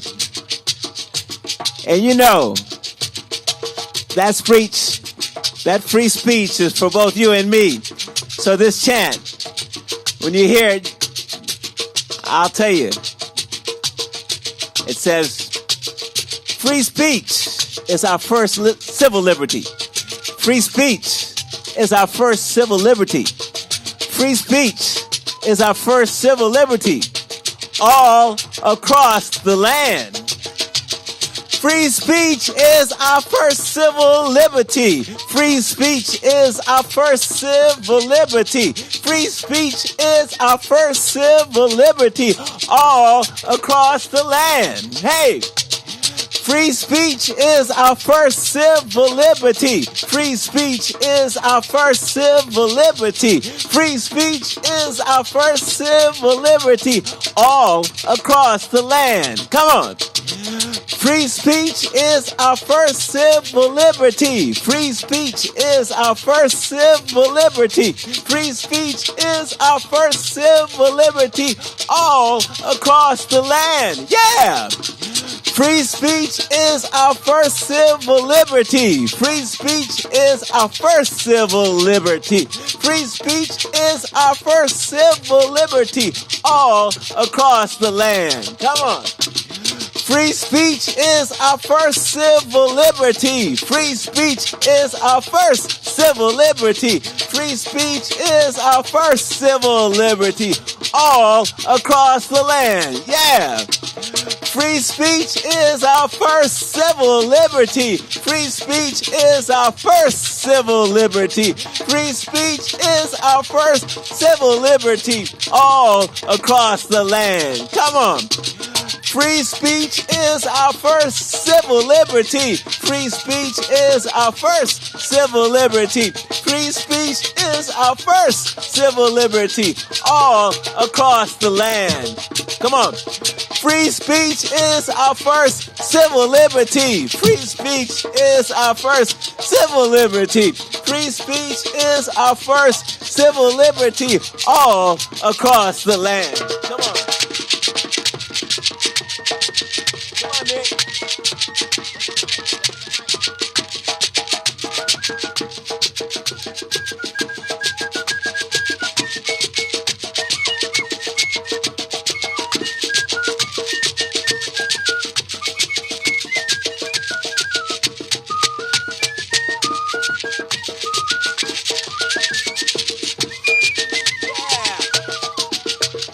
Free speech is our first civil liberty. Free speech is our first civil liberty. Free speech is our first civil liberty all across the land. Yeah. Free speech is our first civil liberty. Free speech is our first civil liberty. Free speech is our first civil liberty all across the land. Free speech is our first civil liberty. Free speech is our first civil liberty. Free speech is our first civil liberty all across the land. One more time. Free speech is our first civil liberty. Free speech is our first civil liberty all across the land.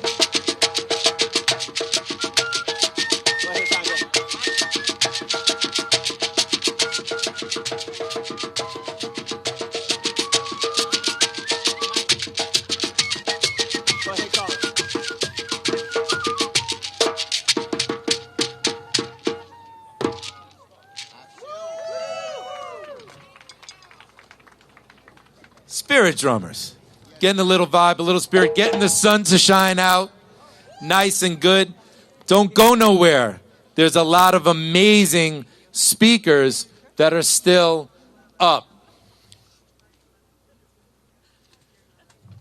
I'd like to introduce now one of the main sponsors of this event, and without them, we wouldn't be here at all. They were the ones that really put this on their shoulders, pushed it out there, and made sure that it happens. I want to introduce Laura Bono and Kim Mack Rosenberg from Children's Health Defense.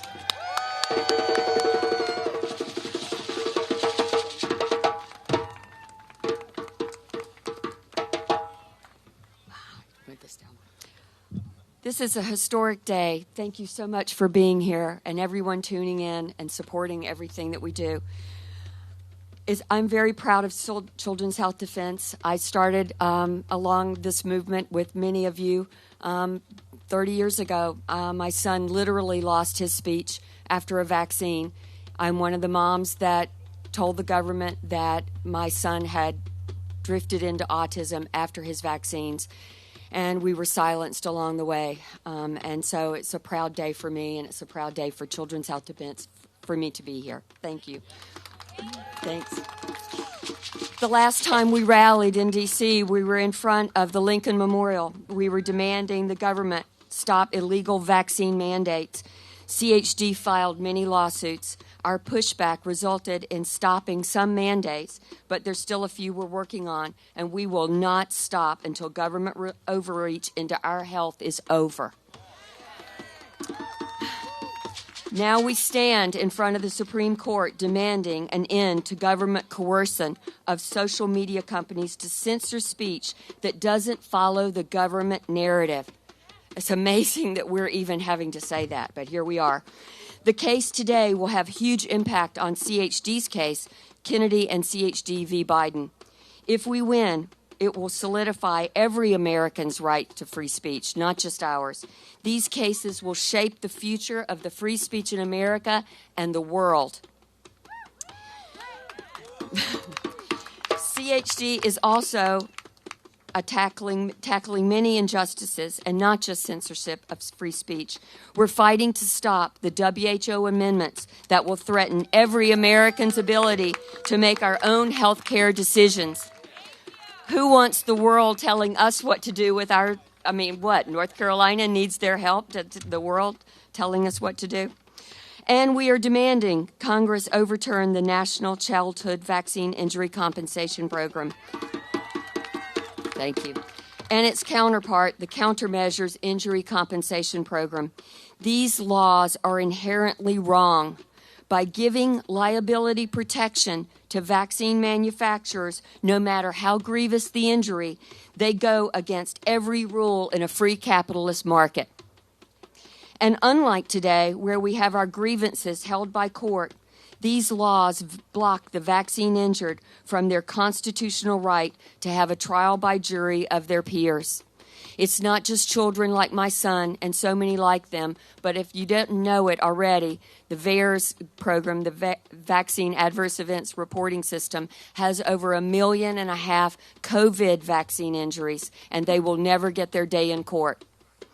I pledge to you that CHD is going to change that. We will not stop until vaccine manufacturers are liable for their products' injuries and we restore the balance of a free market. I want to take, thank you, yes. I want to take the opportunity on behalf of CHD to thank you for all your support and your donations. It enables us to pay for these lawsuits that are so important and to be here today to fight these legal battles to preserve your rights and the rights of your children. Help us by going to childrenshealthdefense.org/donate. Thank you. I'd like to introduce Kim Mack-Rosenberg, CHD's General Counsel. Kim helped CHD take on the lawsuits that are too big for the little guy, but impact us all. Thank you. Kim. Thank you all so much for being here today. We appreciate you all coming together and standing together to protect our free speech rights. As Laura said, this is an historic day. We're standing here at the stairs of the Supreme Court of the United States, and I don't think it's hyperbole to say that free speech, one of the cornerstones of our democracy, hangs in the balance today. As Judge Doughty said, the district court judge in the Western District of Louisiana, and Sujata Gibson mentioned earlier, to quote him, the present case arguably involves the most massive attack against free speech in United States history.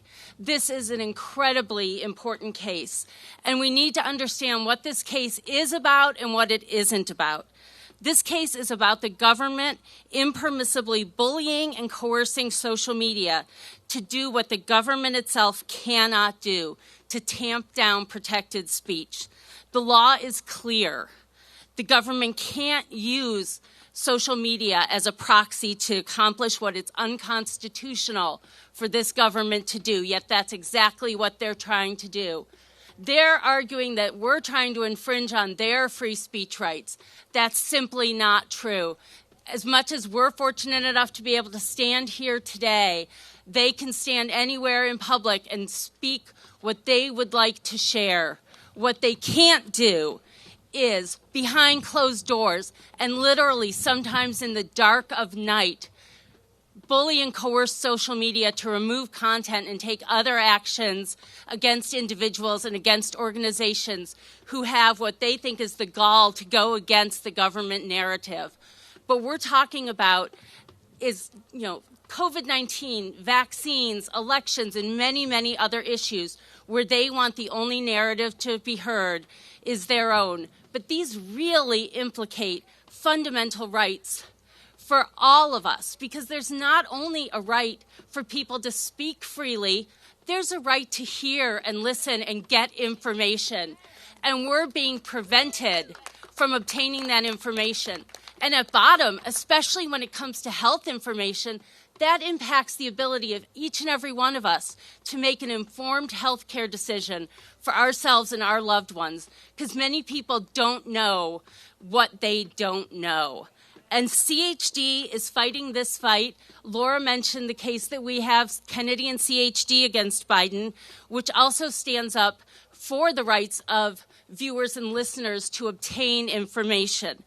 We also have an antitrust case against the Trusted News Initiative, the legacy media, BBC, Reuters, the Washington Post. We allege there that they're engaging in what's called a group boycott to tamp down, again, other viewpoints from being heard. And that's illegal under antitrust law in the United States. Absolutely. We also have a case that's been pending for a long time out in California against Meta. It was still Facebook when that case started. They've taken really damaging actions against CHD, and we're continuing to fight that case, which is up on appeal. We're also working to protect the rights of doctors and patients to share and to receive information. Dr. Corey mentioned a case in California. First, they tried to have a law to stop doctors from sharing speech. That law was repealed. But now they're just using standard of care to make the same arguments. We're proud to be supporting a lawsuit in which Dr. Corey is one of the plaintiffs. We're also representing and supporting a lawsuit for Meryl Nass in Maine, where she's fighting the Board of Licensure in Medicine there. And there's a new case that was just filed recently in Washington State. One of the plaintiffs is a patient, John Stockton. He's a member of the public. Dr. Eggleston there in Washington just wants to speak out publicly, and his Board of Licensure is going after him.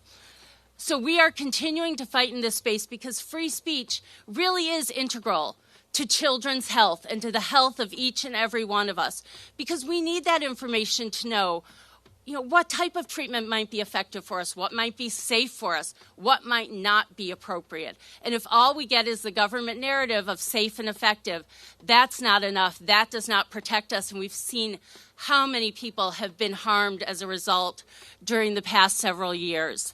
CHD also continues to litigate and support litigation on a number of fronts. Mandates and exemptions are still very, very important. Michael just mentioned minor consent laws. These laws are so dangerous. They're allowing children to make medical decisions on their own without parental involvement and cut parents out of that equation. We have FOIA litigation calling for government transparency. We make many FOIA requests, and we litigate where those requests aren't appropriately responded to. We are also working in the EMR, electromagnetic radiation space, and wireless to, again, help protect the health of our children and all of us. We truly appreciate your support. God bless you, and thank you all for being out here today.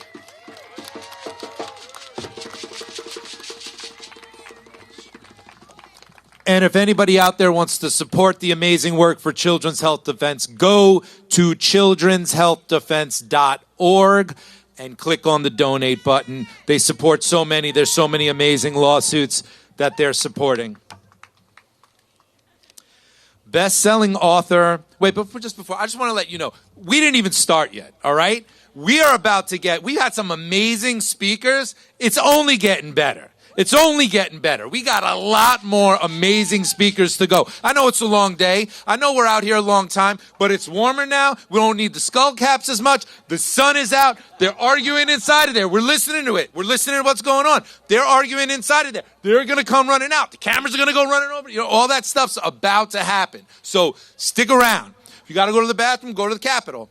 Go to the Senate. You go to the bathroom, come on back. Grab some people. Tell them to come on over here because it has only just begun. Trust me, we got some of the best speakers in our movement are coming up here. Speaking of which, best-selling author, investigative filmmaker Mickey Willis is respected internationally for exposing corruption at the highest level.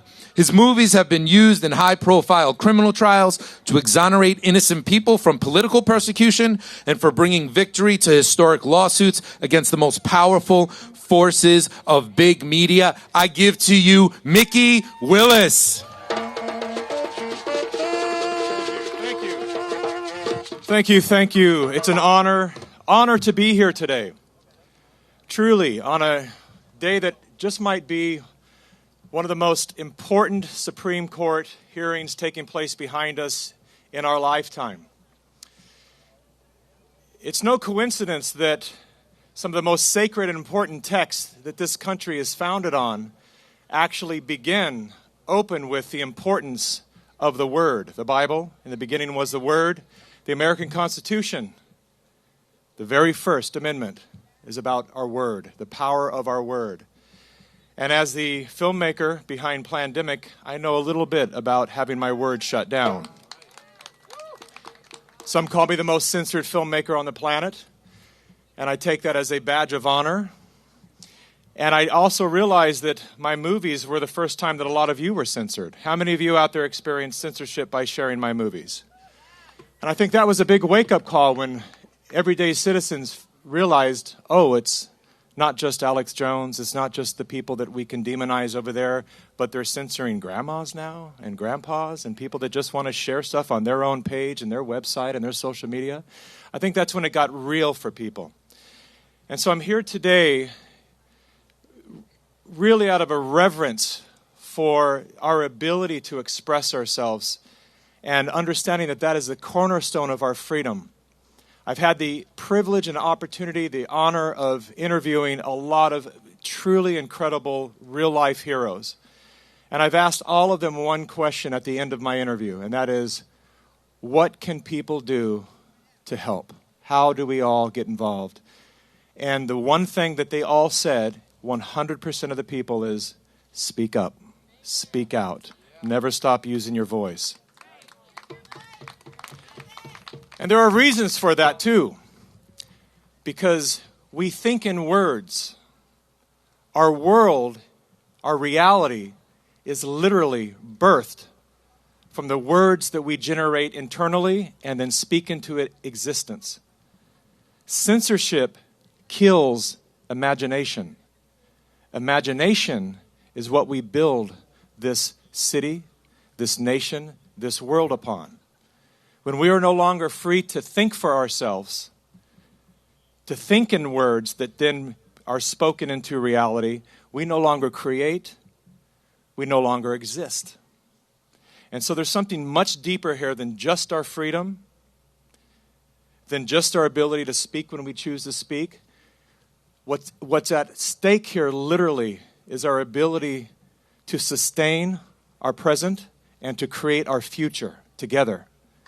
When we have an idea, everything around us, this physical world around us, all began with an idea. And that idea then was translated into language internally. Then we speak that vision into existence. And we share it with others. And then others share the vision verbally. And then we create our physical world. So when our words are limited, when we cannot say what we feel, whether they're wrong or right, then we literally shut down a part of ourselves that is purposed to be here in this moment, to create this world to create this existence that we love. And so, in having created the most censored movie series of all time and understanding this firsthand, I've started to go back to look at all the times in our history together that we've experienced this level of tyranny when our voices are literally being threatened. What they thought would happen when they locked us into our homes, that we would tune into the mainstream media and that we would only listen to the indoctrination coming through those corporate channels. But what we did, and what they're fighting right now, is we turned towards the internet and towards alternative news sources, and we began to share with each other because we knew our human intelligence, our intuition, our primal instincts told us something's not right here. Something's not right. And as we began to share that information with each other, those who seek global control and total power got nervous. They realized that this thing we call the internet is dangerous. The people aren't listening only to our indoctrination anymore. They're sharing information and they're becoming wiser. And an informed citizen is a dangerous citizen. And they know from history, because we've been here before, there was a period that we call the Dark Ages, when Europe was plunged into deep depression after decades of being obliterated by the Black Plague, the Black Death. And it just so happens that within that time frame, an amazing invention was brought to life, and that is the printing press. And that printing press offered the ability to mass produce and disseminate information that ended up waking up the people, that expanded the Renaissance period into an expression of creativity that the world had never seen before, because the people were tired of being smothered by darkness, and it was time to let their colors fly. And so that printing press today is the internet. And so for better and for worse, it is a tool or it is a weapon.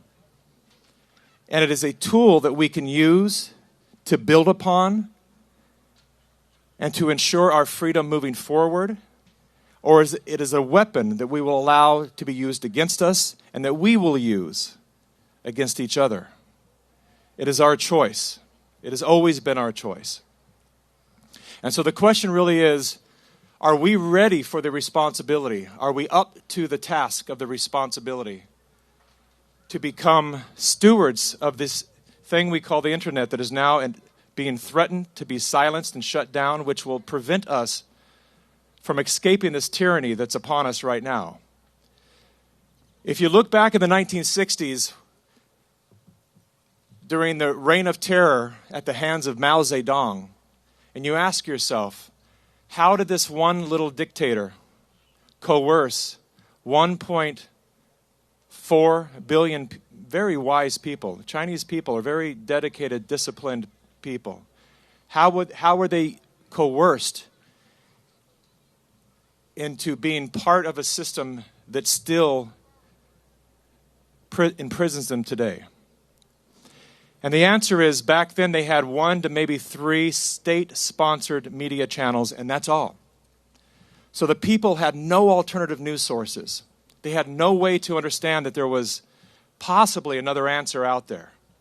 And so they listened to their dictators. The books were banned that would offer any kind of alternative information. And they finally gave up on their own nature, their own intuitive intelligence, and surrendered to the narrative of the dictator. They didn't have the tool that we have right now. They didn't have the internet. And that's why it's become such a big threat for those who are seeking to replicate what Mao Zedong did in the 1960s. We already have mass censorship. We're being spied on right here where we stand. Our phones listen to us. And we already have social credit scores that are happening in the land of the free and the home of the brave. And if you want to know what it's going to look like if we all don't stand up and speak out, you don't have to look far, just across the border, the northern border to Canada. To our brothers and sisters in Canada, we are with you. We stand with you as your American brothers and sisters. We know the tyranny that you're under right now. We know that your nation is currently trying very hard to pass laws that will sentence you to life if you speak hate speech online. Now, the problem with that, and we've all seen this, we've seen comedians who told jokes that were okay in 1990, and they've gone backwards and moved the goalpost and canceled those comedians for saying something they said 15, 20 years ago. So we have to wake up to realize this is how the game works. And there's a lot of us, a lot of Americans, and maybe present here today, that think censorship is actually a necessary thing because it's only going to be used against the bad guys. That's the game. That is not how it works. It will never work that way. It never has worked that way. A monster, a person is demonized and made an example of so that we can all then say, okay, that person deserves to be censored, and the new laws, we can all get behind, yes, I support the laws to shut that person down. They're dangerous. Those laws are then used against you. There is no one who's immune from the laws that they're trying to establish right now. Not one of you. Even the people behind the cameras and the media, they will all be used against all of us. And so the fight that we fight here today, I'm over the labels, I'm over the sides, I'm over the tribalism, I'm over the collectivism. There's one team, and it's Team Humanity.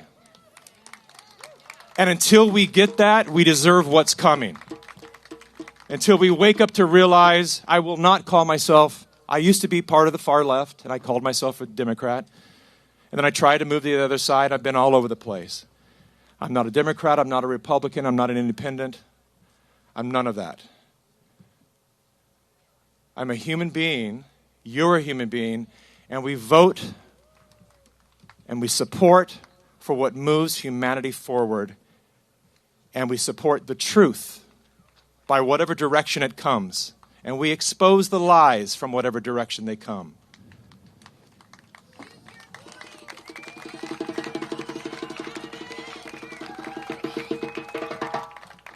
And lastly, I want to say something. As a storyteller, I've spent over 30 years studying the work of a man named Joseph Campbell, who coined a body of work that he called The Hero's Journey.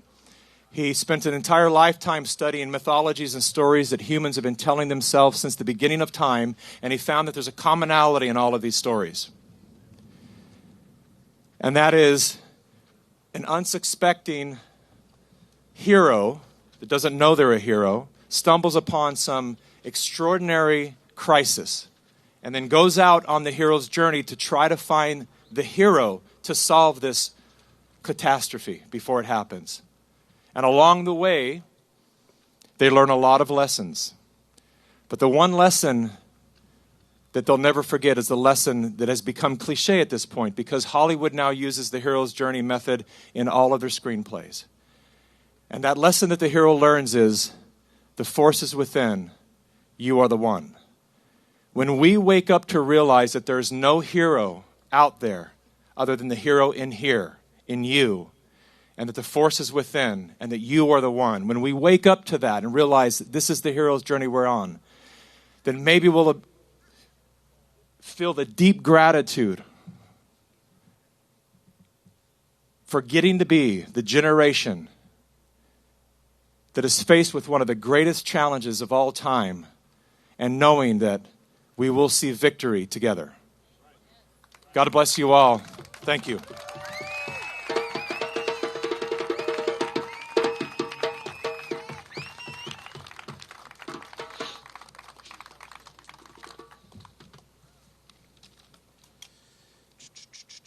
Thank you so much, Mickey. Very, very powerful.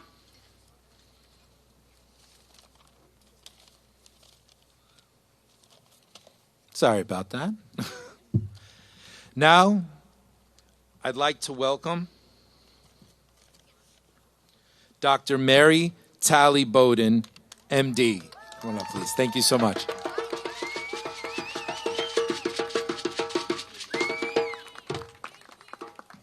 Thank y'all so much. This is quite the honor. I'm a ear, nose, and throat doctor in Houston, Texas, and I want to give you a perspective on what it's like to be the neighborhood doctor during this pandemic. 4 years ago, the government decided they knew better than your doctor. Fauci, Birx, Ja, Collins, Walensky, Califf, Murthy, collectively, they decided your doctors, no matter how many years in practice, papers published, lives saved, your doctors were not competent. These government doctors hijacked our exam rooms, hijacked your right to bodily autonomy and informed consent, and without a vote, declared themselves the experts. They were the science, and they were in charge. Remarkable given their experience, or lack of it. Despite their degrees, none of them practiced medicine. How many COVID patients did they examine? How many histories did they take? How many prescriptions did they write? 0! None of them have cared for a single COVID patient, but because they had the full support of Big Pharma, the government, and most importantly, the media, they became the scientific authority on a novel disease they had 0 firsthand experience in treating. They dictated who would get treated and how, all from the safety of their homes over Zoom calls, never risking their own lives to care for a single COVID patient. Reasonable scientists with good intentions would have remained open-minded to other opinions, would have welcomed other suggestions, would have collaborated with anybody able to contribute, and would have engaged in debate with those they disagreed with. But there was far too much invested in a predetermined plan for that to happen. Moving at the speed of science, the COVID shot agenda is too big to fail. Nothing would stand in its way. 3 years ago, March 15th, 2021, President Biden announced a $1.5 billion PR campaign to convince every American to get the COVID shot. Apparently, some people thought that wasn't enough.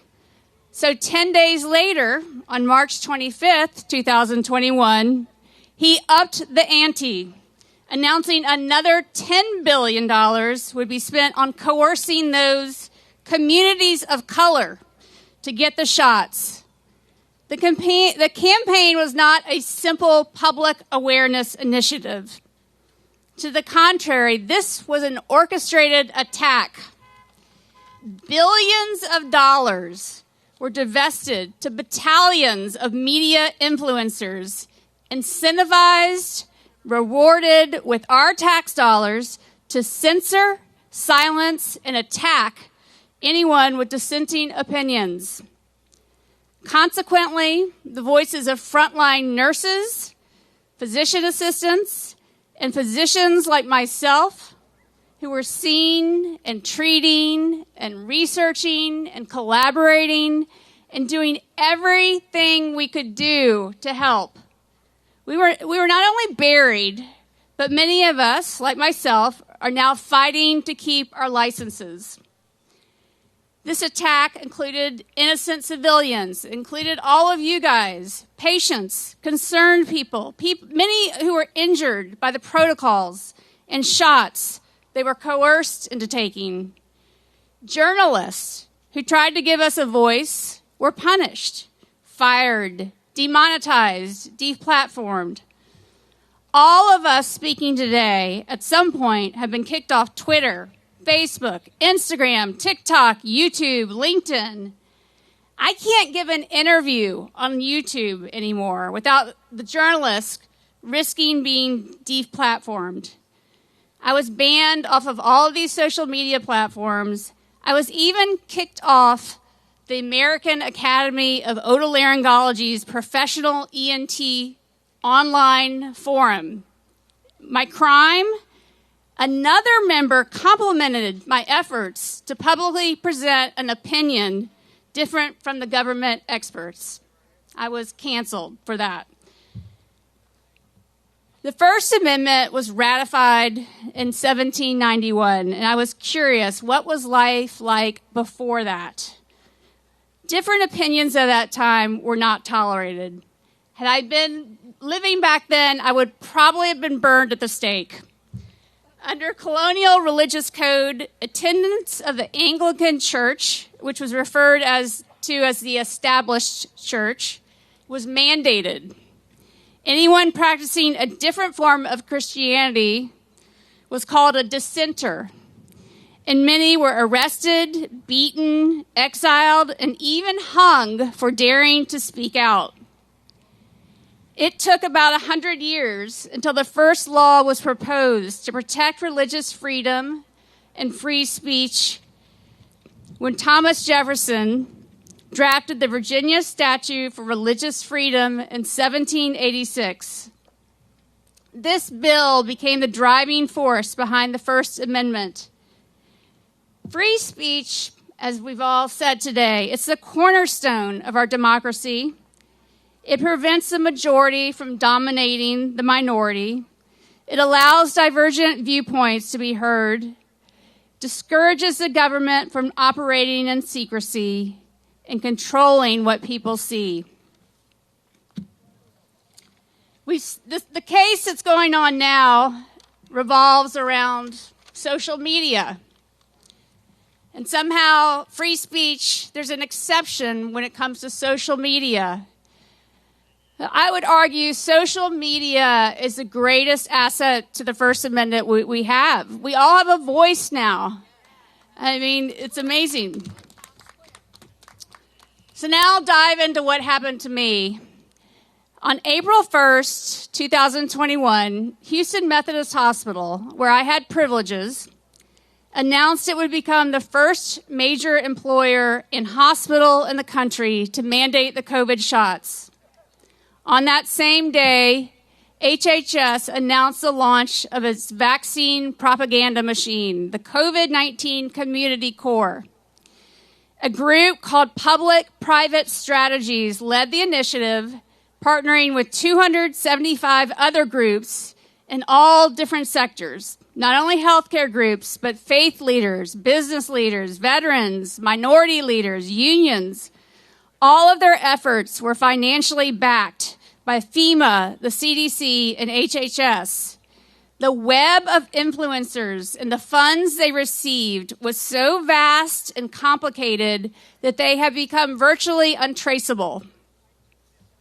5 months later, September 9th, 2021, the government and its experts decided American citizens lacked enough intelligence to make decisions about what to put in their bodies, and declared all employers with 100 or more employees must force their staff to get the shots. In the wake of both Houston Methodist and Biden mandates, I had many distraught patients coming to me debating whether to take an experimental shot with no long-term safety data or lose their jobs or their opportunity to get an education. I was doing a lot of COVID testing. I was seeing firsthand that the shots weren't working. I had more vaccinated than unvaccinated testing positive, and they were just as sick, if not sicker, than the unvaccinated. I reached out to Methodists where I had privileges, and I asked them, are you seeing the same thing I'm seeing? My concerns were dismissed. So I started to tell others on social media, and I sent emails to my patients. On November 7th, 2001, I tweeted the same message 25 times. Simple statement: vaccine mandates are wrong. And I posted a patient testimonial with each tweet. Now, at the time, I really didn't have a following. And keep in mind, I am a solo neighborhood doctor in a suburb of Houston. I did not expect these tweets to get seen by very many people or make any kind of impact.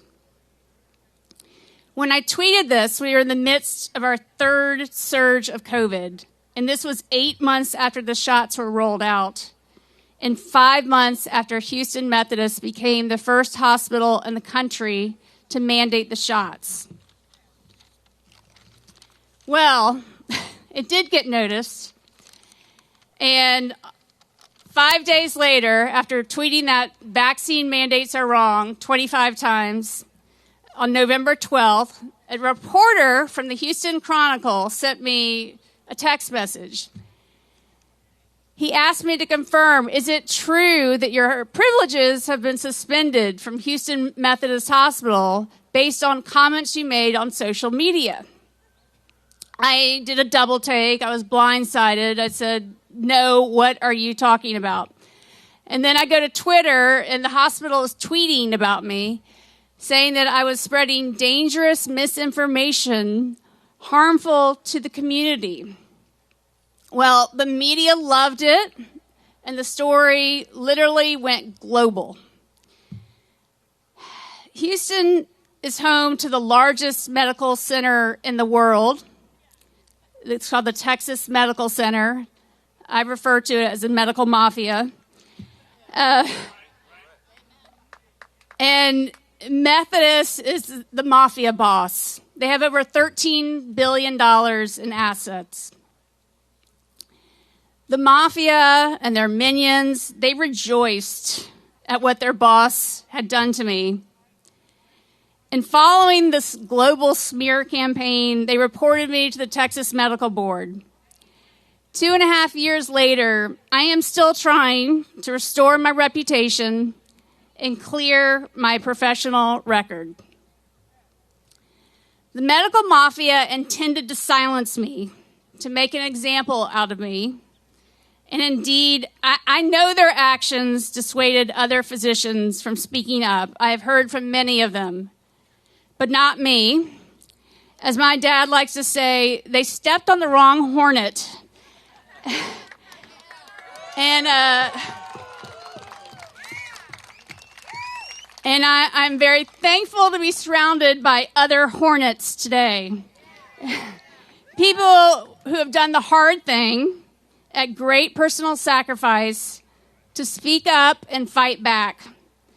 I'm very grateful to all the independent journalists who have tirelessly worked with very little compensation to get our voices heard. I'm very grateful to the plaintiffs and the attorneys in this historic case who have invested the time and money to fight for all of us so that we may speak freely without censorship and without fear of persecution. And I'm grateful to all of you who have supported me and other physicians who have paid the price for speaking the truth. We need our voices now more than ever, and with your help, we will prevail. Thank you.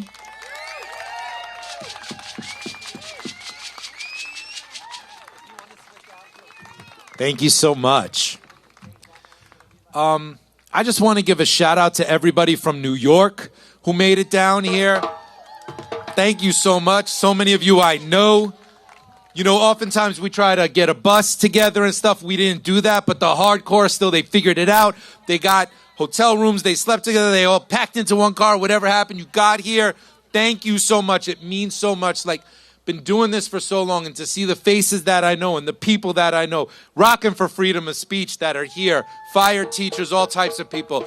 It's just keeps us going. And speaking of New York, now we want to welcome Trisha Lindsay. Trisha Lindsay of Trisha Lindsay Law. She is a civil rights attorney in New York City and a leader in COVID-related litigation fighting against vaccine mandates, freedom of religion, and the rights of parents to the care, custody, and control of their children. And she's one of the most dynamic speakers I've ever heard in my life, and a dear friend. Trisha Lindsay.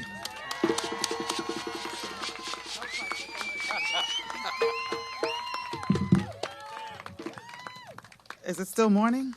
Good morning, everyone. So, it's so good to see so many of you out here. This is such an important situation that we find ourselves in America, which is really a stain on our country, to be honest with you. We are America, the land of the free, right? The land of the huddled masses, right?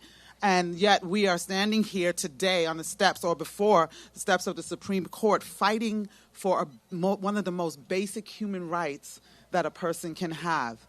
When a person is born, when a baby is born, in order to determine if that child has life and if everything is okay, there has to be a sound that comes out of that child's mouth. And so that is a basic human right. So to have life means to have speech, whatever it sounds like. And so to be taking away, or for us to be fighting for our speech, means that we are literally fighting for our lives. And it's just that simple. So 4 years ago, when this whole situation started, right, this atrocity that I call it, it was clear, at least to me, and I know to many people, what was happening, as far as what was coming. The lockdowns, the mandates, go home, stay away from family members, stay away from friends.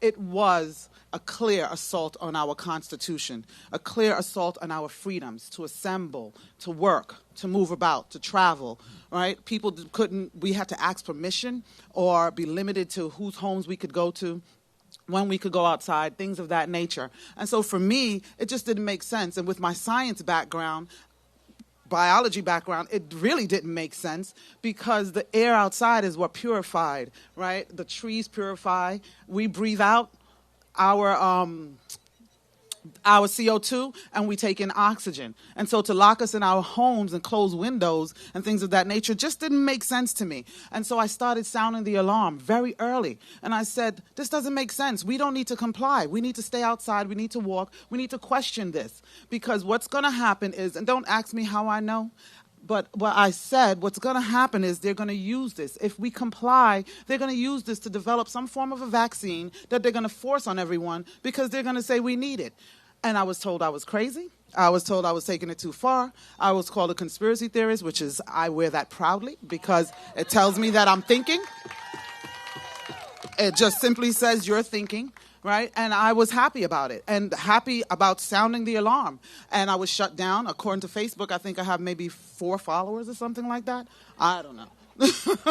Which is very interesting, right? Especially, I mean, I have videos that have gone viral. I didn't even know what that word meant when it happened, but it went viral. But on Facebook, I only have 4 followers. Okay? So we've all been censored. Right, we've all been shut down, and I try not to even give them that much attention. I try not to even mention those powers that be. I acknowledge it, and I realize it, but I don't give them the attention because that's what they want. Because the more we mention their names, the more we sound it, the more we call them out. Well, we need to call them out, but the more we give them attention, the more power we give them. And I don't want to give any momentum to them. I don't want to give them in it because they're not that important to me. We, the people, need to find alternative ways of getting our information out and not be so dependent upon the enemies that are fighting against us. Period. So today, we stand on the precipice of change. We stand at the crossroads between tyranny and democracy, freedom and literal slavery, dictatorship and republic, as the justices of this great U.S. Supreme Court hold in their hands the ultimate power to determine the trajectory of our country, our lives, really the trajectory of our lives that can change our country. As part of that power, they hold a projectile that will determine if this country, if my country, 'tis of thee, will remain the sweet land of liberty, right? Because that projectile will determine how they rule today and in the coming weeks will determine if we are slave or free, if we are people, citizens that are able to participate in one of the most basic human rights at the core of the human experience. Without speech, we will no longer be able to share information, to discuss or disseminate information, Information simply because our government has literally gone rogue, right? Our government has literally forgotten what they have been empowered to do and who has empowered them to do it, right? It's who has empowered them. It's we the people, right? And they have forgotten. They have forgotten. The Fourth Amendment has been attacked. The Fifth Amendment has been attacked. The Sixth Amendment has been attacked. The 14th Amendment has been attacked. The 14th Amendment, the 13th Amendment has been attacked because that's what's going on. Because when these laws are made, the 13th Amendment comes into play and we are all made slaves under that. Our rights go. And now the First Amendment, speech. Think about that for a moment. Speech. We cannot allow that to happen.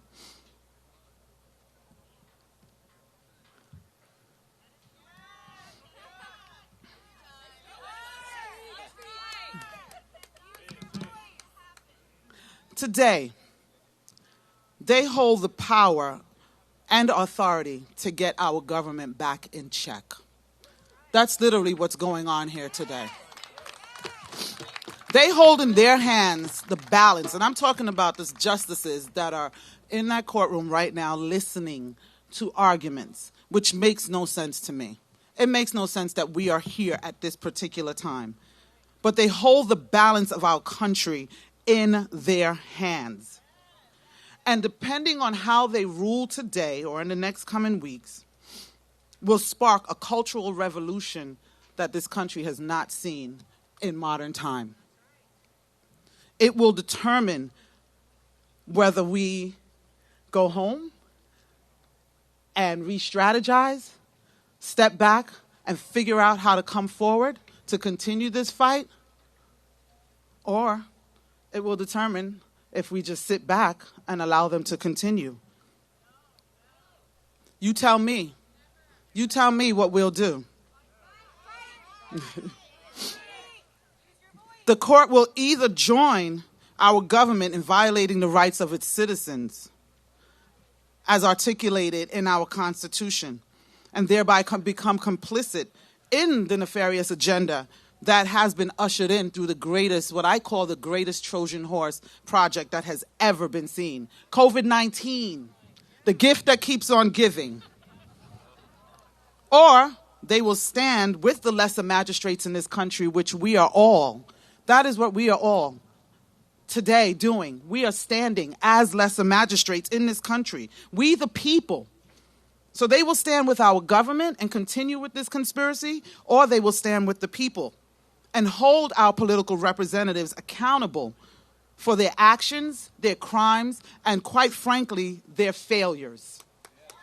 Because what we have seen in this country the past few years is the greatest dereliction of duty with all our government entities, with all the systems of this world, from the medical industry to the educational industry to the government, the courts, every single one of them.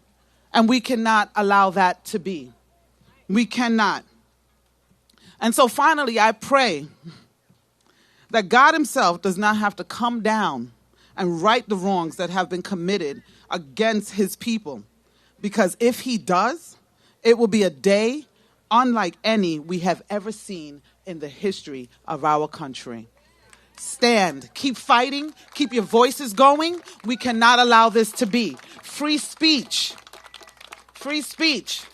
America, we are the shining star of the world. And yet our light is being dimmed, not by anyone else, but by us, by exactly what's going on here.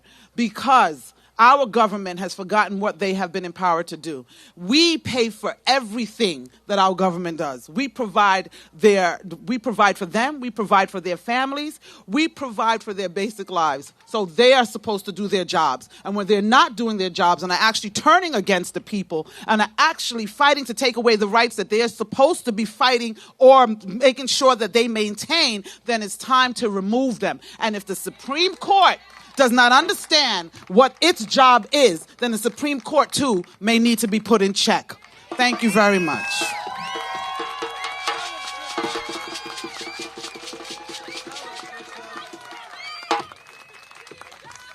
Tell them, Trisha. Don't hold back. All right. This next individual really needs no introduction. He's one of the leading voices for a long time, way before COVID, in the medical freedom movement and in the vaccine risk awareness movement. He is the founder of I Can and the host of The High Wire. Ladies and gentlemen, Del Bigtree.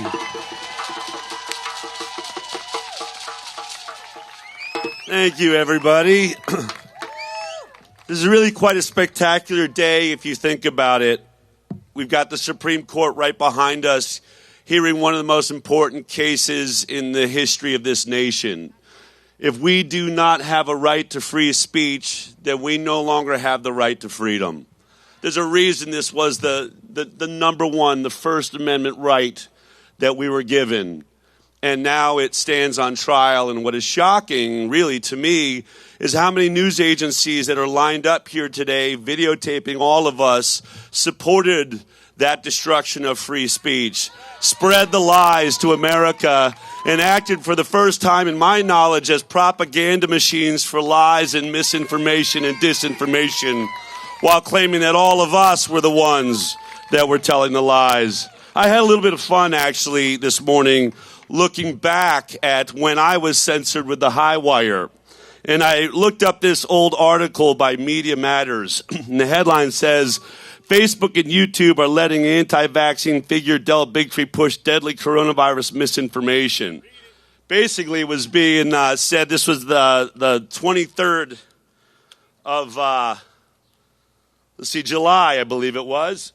And then it has the update on 7/30/20 following Media Matters reporting on Del Bigtree using Facebook and YouTube to spread dangerous medical misinformation. YouTube terminated his account for violating the platform's policies. His account on Facebook, where he shares the same misinformation, remains active. That was shut down about a week later. And I was looking at all the reasons that the Media Matters thought that I should be shut down. Like, literally, it's a very in-depth article. But I love this. The very first one they claim is on January 30th. Bigtree baselessly floated a theory that the coronavirus outbreak started with a vaccine development accident at a lab. January 30th, when? 2020. That's how long ago I was right about this topic. Thank you very much.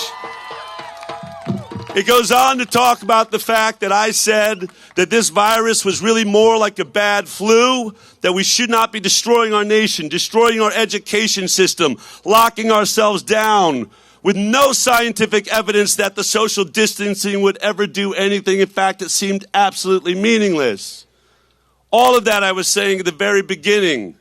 And now we know all of those things are true. Now almost every scientist in the world knows this virus originated in a lab. The FBI now tells us we know this virus originated in a lab. So exactly what was the misinformation? It seems like the news agencies that push the natural theory that this had to have come from nature, now they can't find a single animal in the world that has the coronavirus, COVID-19 virus, which is impossible. And all along, what was I talking about all the way back in January of 2020? There was a very odd insert in this virus, which we now refer to as the furin cleavage site insert.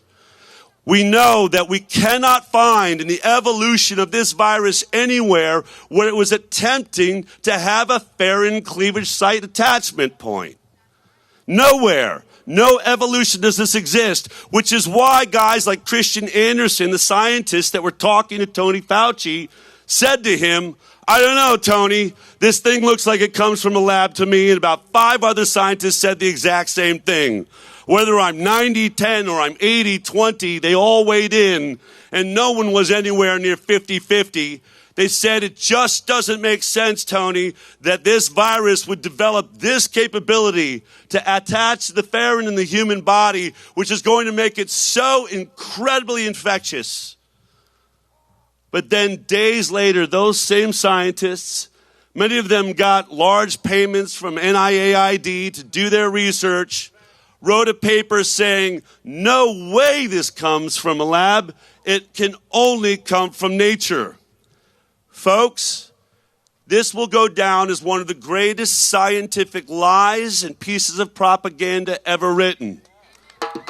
And I hope that we never forget the names of these scientists that overturned what they knew to be true to publish a lie to the world that was not only disarming our actual investigation and was a part of sending a group of liars to the Wuhan lab when we could finally get in there, only to stage a bigger lie to the world. All of this so that we could protect Tony Fauci, who knew he screwed up. He knew that this thing was going to come back to him, that his gain-of-function research, which we had tried so many times in this country to make illegal, because we knew the most dangerous thing you could do would be to evolve a virus beyond what it would do in its own natural course of life, and then accidentally release it to the world. It's exactly what happened. And look at it. You don't have to be a rocket scientist. We all know when our little child is caught lying, the first thing they do is like the Bart Simpson, wasn't me, I wasn't there, you can't prove anything. That's what Tony Fauci did. Why did he immediately first say, oh, don't worry about the virus, it's not a problem at all, look the other way, it's not going to affect America. And then when it looked like it was going to affect America, he got these scientists together and said, look, what's going on here? Tony, it looks like it was made in a lab. One of the labs that we are funding. And we've seen all the emails now. This isn't any more confused. We know Fauci lied. We know he got these scientists to lie. And now we stand here in front of a Supreme Court where many of us were censored, shut down for telling the truth, telling you that this looked like it's man-made from a lab. And what would have happened had we actually had that information on time?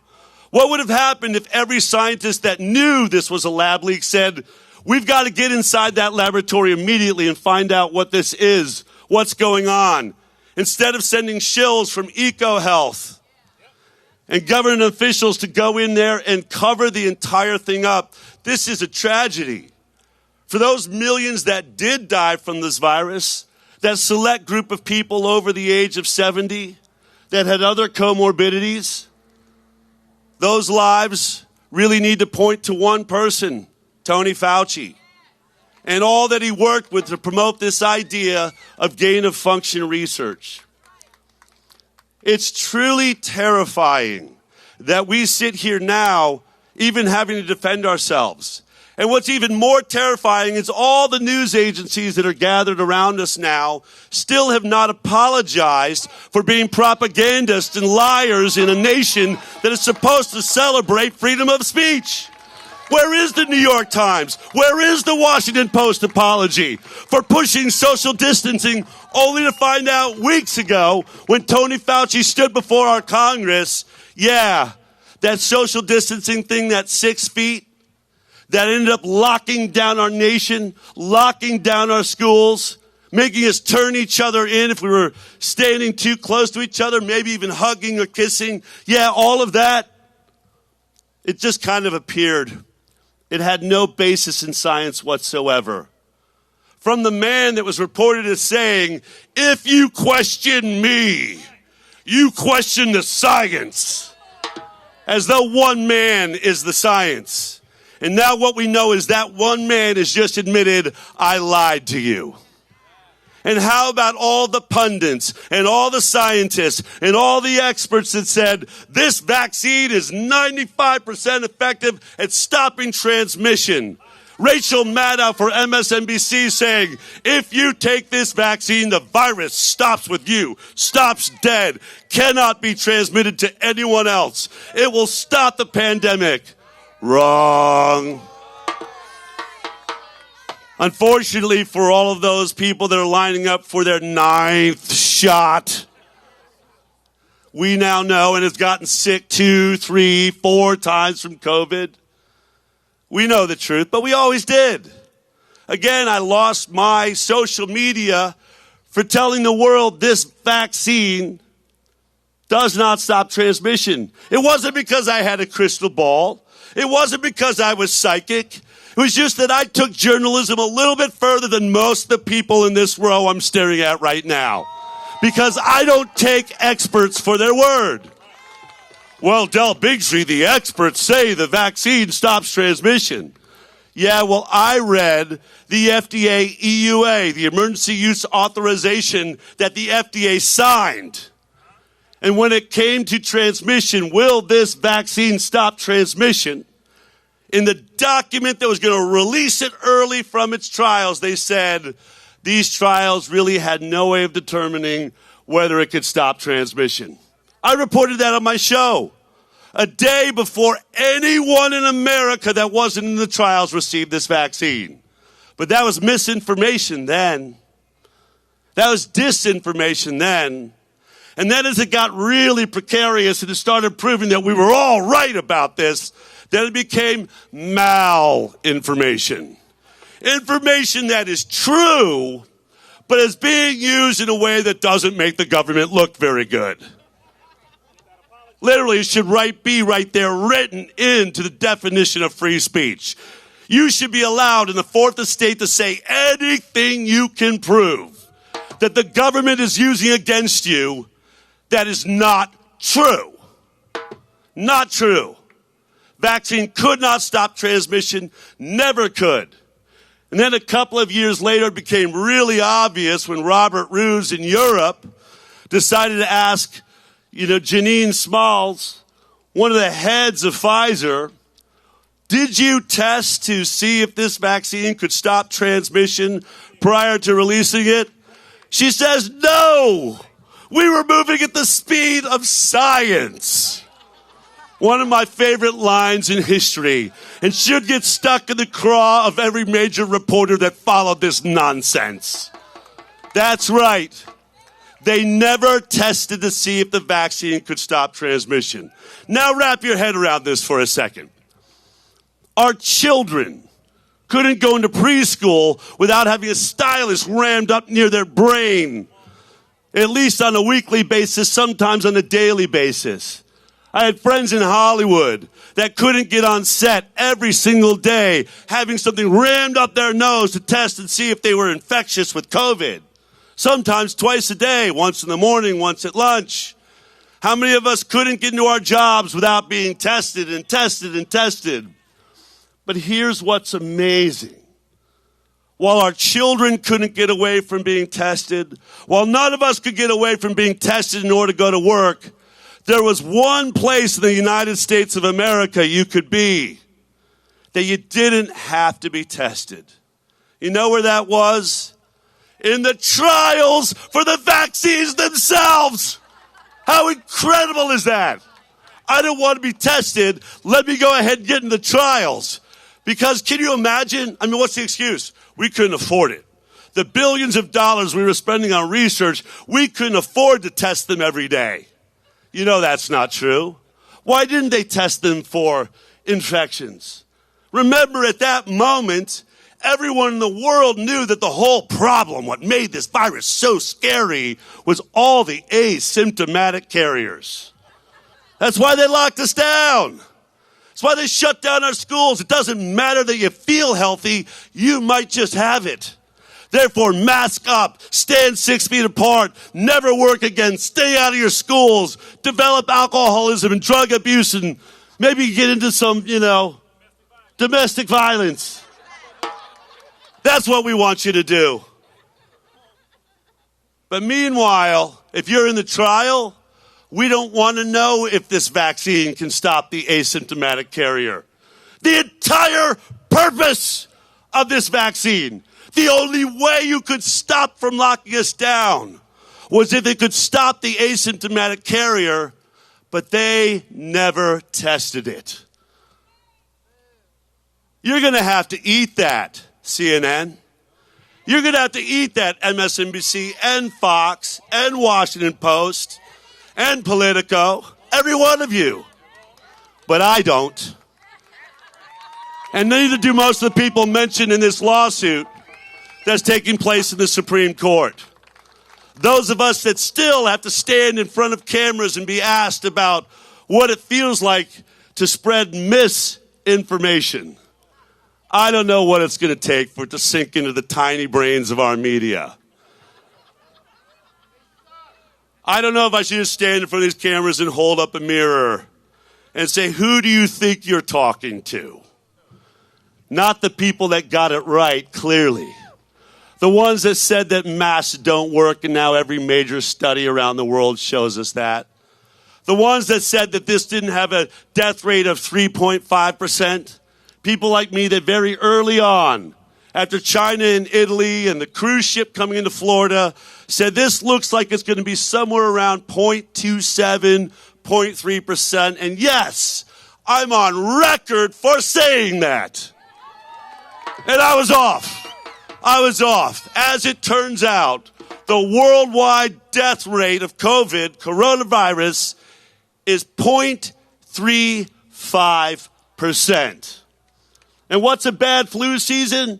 0.5%. Which means this was really just a bad flu. And had we listened to the great scientists and doctors of the Great Barrington Declaration, we wouldn't have destroyed this nation. We wouldn't have destroyed our children and set them back. We wouldn't have destroyed our economy and have a president that blames all of our inflationary problems on his mistake of locking us down and forcing us to take a vaccine that, by the way, based on science at the Cleveland Clinic, after 14 to 15 weeks, has negative efficacy. You're more likely to catch coronavirus if you take the vaccine. How about that? That's science. That's peer-reviewed science. No, Tony Fauci did not tell you that, and he never will. But please, keep pulling him aside and quoting him. Keep asking him what he thinks of what Del Bigtree is saying. I'm fine with that. I know that the words that I've said and those that stand with me and the words that we all spoke that are inside of this case have stood the test of time. Truth has a way of doing that. And when they all try to figure out why their news agencies are falling apart on the verge of Chapter 11, can't seem to hold on to an audience, and no matter how bad and how hard they pray that our social media sites will be shut down, millions of people are listening to the High Wire. Millions more than any CBS show I ever worked for as a producer. Why? Not because of misinformation. I'll tell you why. It's a little secret. The truth just sounds better. So go ahead, keep interviewing me and asking me why we grew so much during COVID, why this movement seems to have grown, why 30% of Americans said no to this vaccine, thank God, under the greatest propaganda push in the history of this country, $10 billion spent to make us feel like we needed it. And now there's not a single unvaccinated person in this country that regrets the decision that they made. As we care for our children with myocarditis and pericarditis and try to help our friends and their families that are suffering from strokes, all of which has now been scientifically proven in a study of 99 million people. But don't worry. The media companies will protect themselves by saying, oh, but it's rare. And increase 6 times the amount of myocarditis and pericarditis from Moderna's second shot. 6 times is rare. Don't forget that. And forget about the 3 times the rate of myocarditis you experienced with the first shot of Moderna. As I said before, what happens when you add up all of the times you've put yourself in danger of myocarditis with 9 freaking shots? That's what they will tell you is rare. That's what these news agencies want you to believe is rare. They're allowed to do that. They can make up any disinformation, misinformation, or whatever math they want.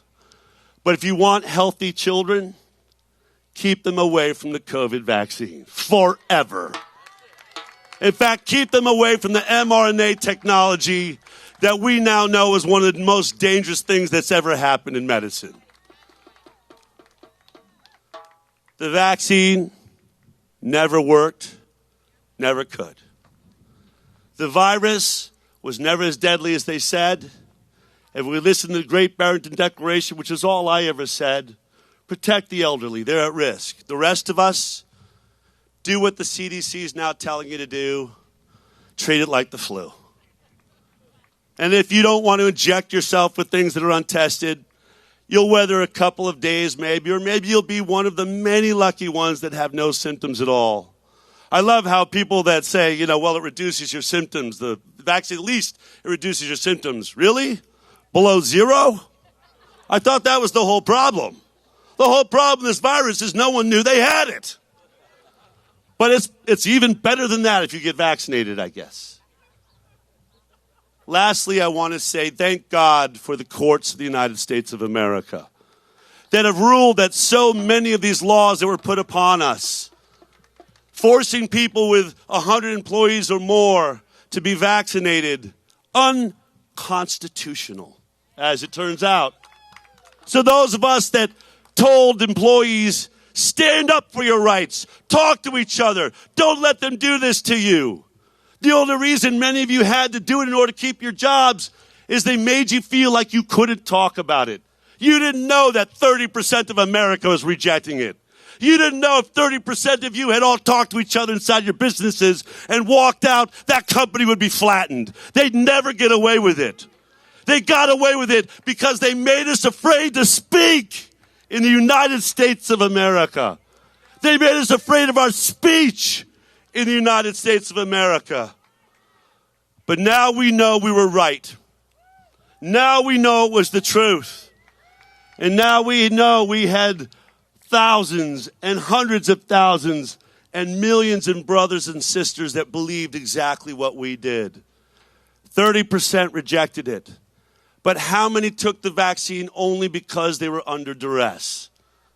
And when we look at the rates now of the uptake of the final boosters here, less than 10% that were once believers believe in the CDC any longer.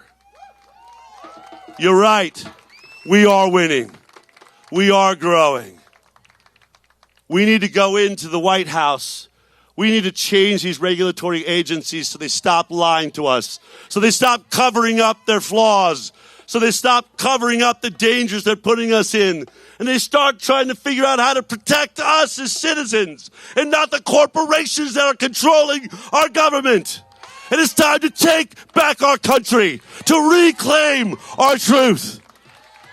And I pray that the Supreme Court will do what every other court so far has done and hold this injunction in place that we may speak freely all the way up until the moment this case is heard and beyond. That we have truly woken up to what is possible when a government believes it should be authoritarian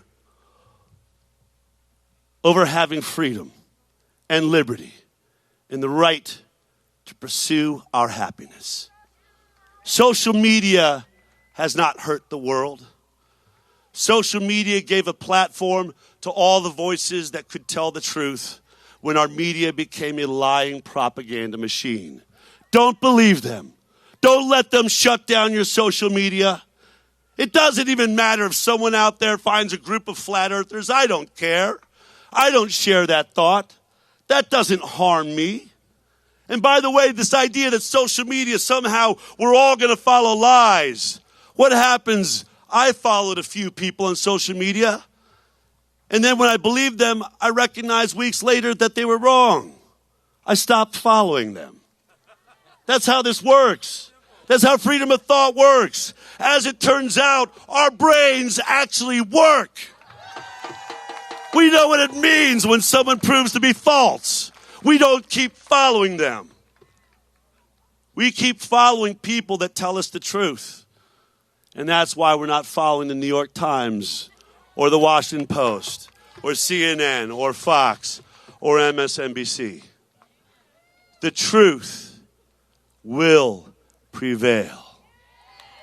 And God willing, the truth will set us free here in the United States of America. And my prayer to all the journalists out there is, we need you.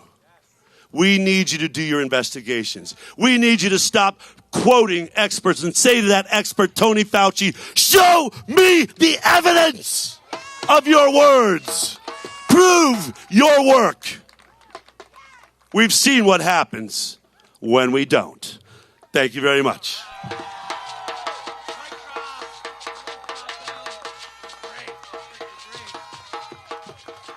Mic drop. Del Bigtree, ladies and gentlemen.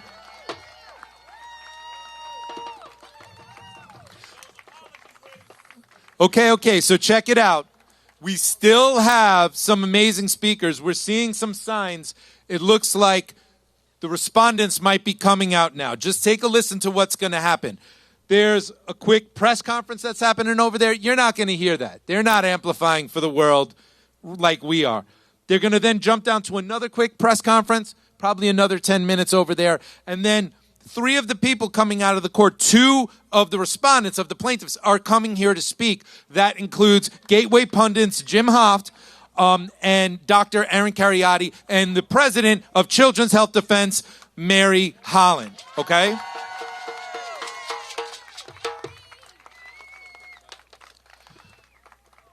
So, we don't want to be too loud and mess up their whole thing. We want a good press conference. So I'm just going to turn it over a little bit to the spirit drummers. But again, remember, bathroom back at the Capitol, bathroom over at the Senate. Give it up for yourselves. You're an amazing crowd. You guys have done an amazing job being here. I know it's been hours, but it's going to get even better. I don't know how, but I'm telling you it is, because we're going to hear what just happened inside from the people who watched for the past 2 hours. Spirit drummers, let's give us some music.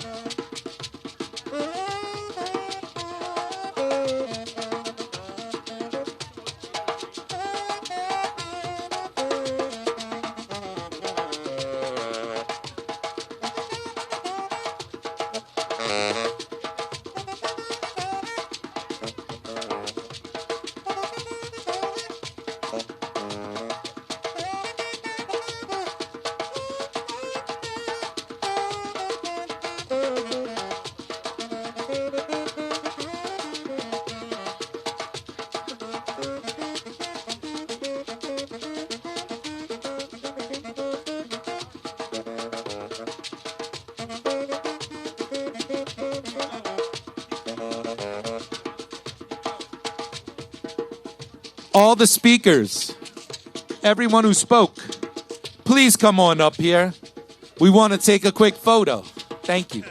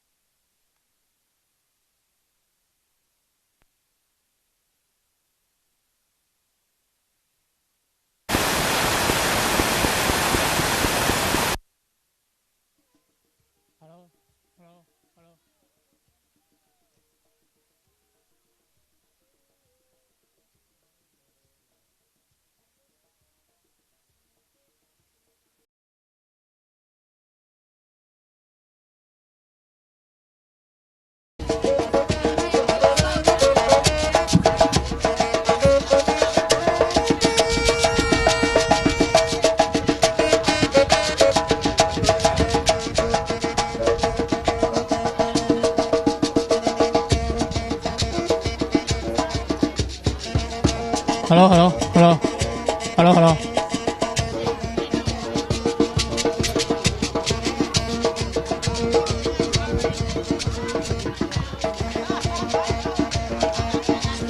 Hello, hello, hello. So is it just right here? Yes, I can move actually. Is it not too loud?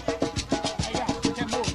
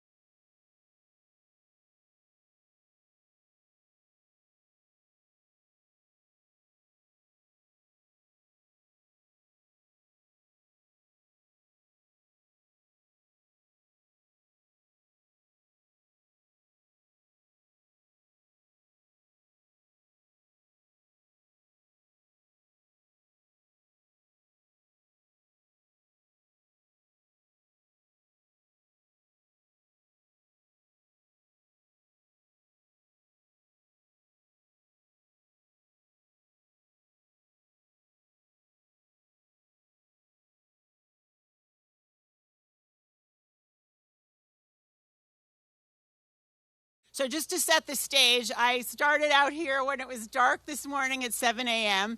and waited with other members of the Supreme Court bar to get in. And Children's Health Defense, on behalf of the Kennedy plaintiffs, submitted 2 friends of the court briefs in this case. And we actually, because Kennedy versus Bowden is consolidated at the trial court, we tried to intervene in this case because we thought that we had some important points to add. That didn't happen, but we were very, very impacted by this decision. Our case in the trial court, Kennedy v. Bowden, the injunction in that case against the government actors is stayed until the outcome of this case. And we have other cases that are very dependent on this. So it's a very impressive courtroom. It's smallish. It's like 300 people. It's very somber. There's a lot of ritual. Everybody stands, of course, when the judges come in. And I was really very encouraged to see that every single justice engaged with both attorneys, both for the petitioners and for the respondents. Petitioner being the U.S. government, so it was a deputy solicitor general, and for the respondents, for Missouri, Louisiana, and 5 individual plaintiffs, it was an attorney for the state of Missouri. And I have to say, in my opinion, both attorneys were very able, and they answered the questions well.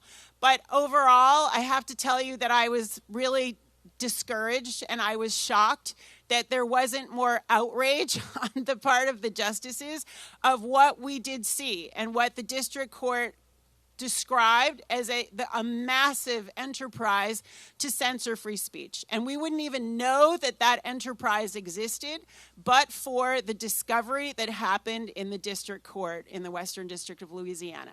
And what we saw in those 20,000 pages of email correspondence between people at the White House and people at the CDC and at the FDA and at the FBI and at something called CISA, which is about internet security. What we saw is the government officials telling these social media platforms, Facebook, Twitter, Pinterest, and others, Google, saying we're partners, we're on the same team, and we're all trying to do the right thing. And then when the social media platforms would push back, they would make very significant veiled threats. If you know, we do have this Section 230 of the Communications Decency Act, which, you know, it would be really a shame if that got repealed and it put liability back on the platforms that they don't have right now for the content of what they published. Or it would be really a shame if there were antitrust actions against you guys.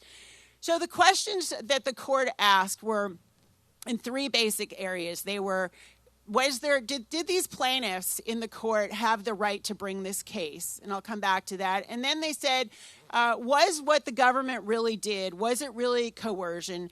And was this injunction was it broad or was it narrow? So the government argues these people don't have standing. It's not really clear that these individual plaintiffs were censored by individual peoples in the government. So there was a conversation about traceability. And in my mind, that's really ridiculous because what we're really talking about, an awful lot of people get their news from social media platforms today. And if they're suppressing anybody's speech, it means that millions of Americans aren't getting that.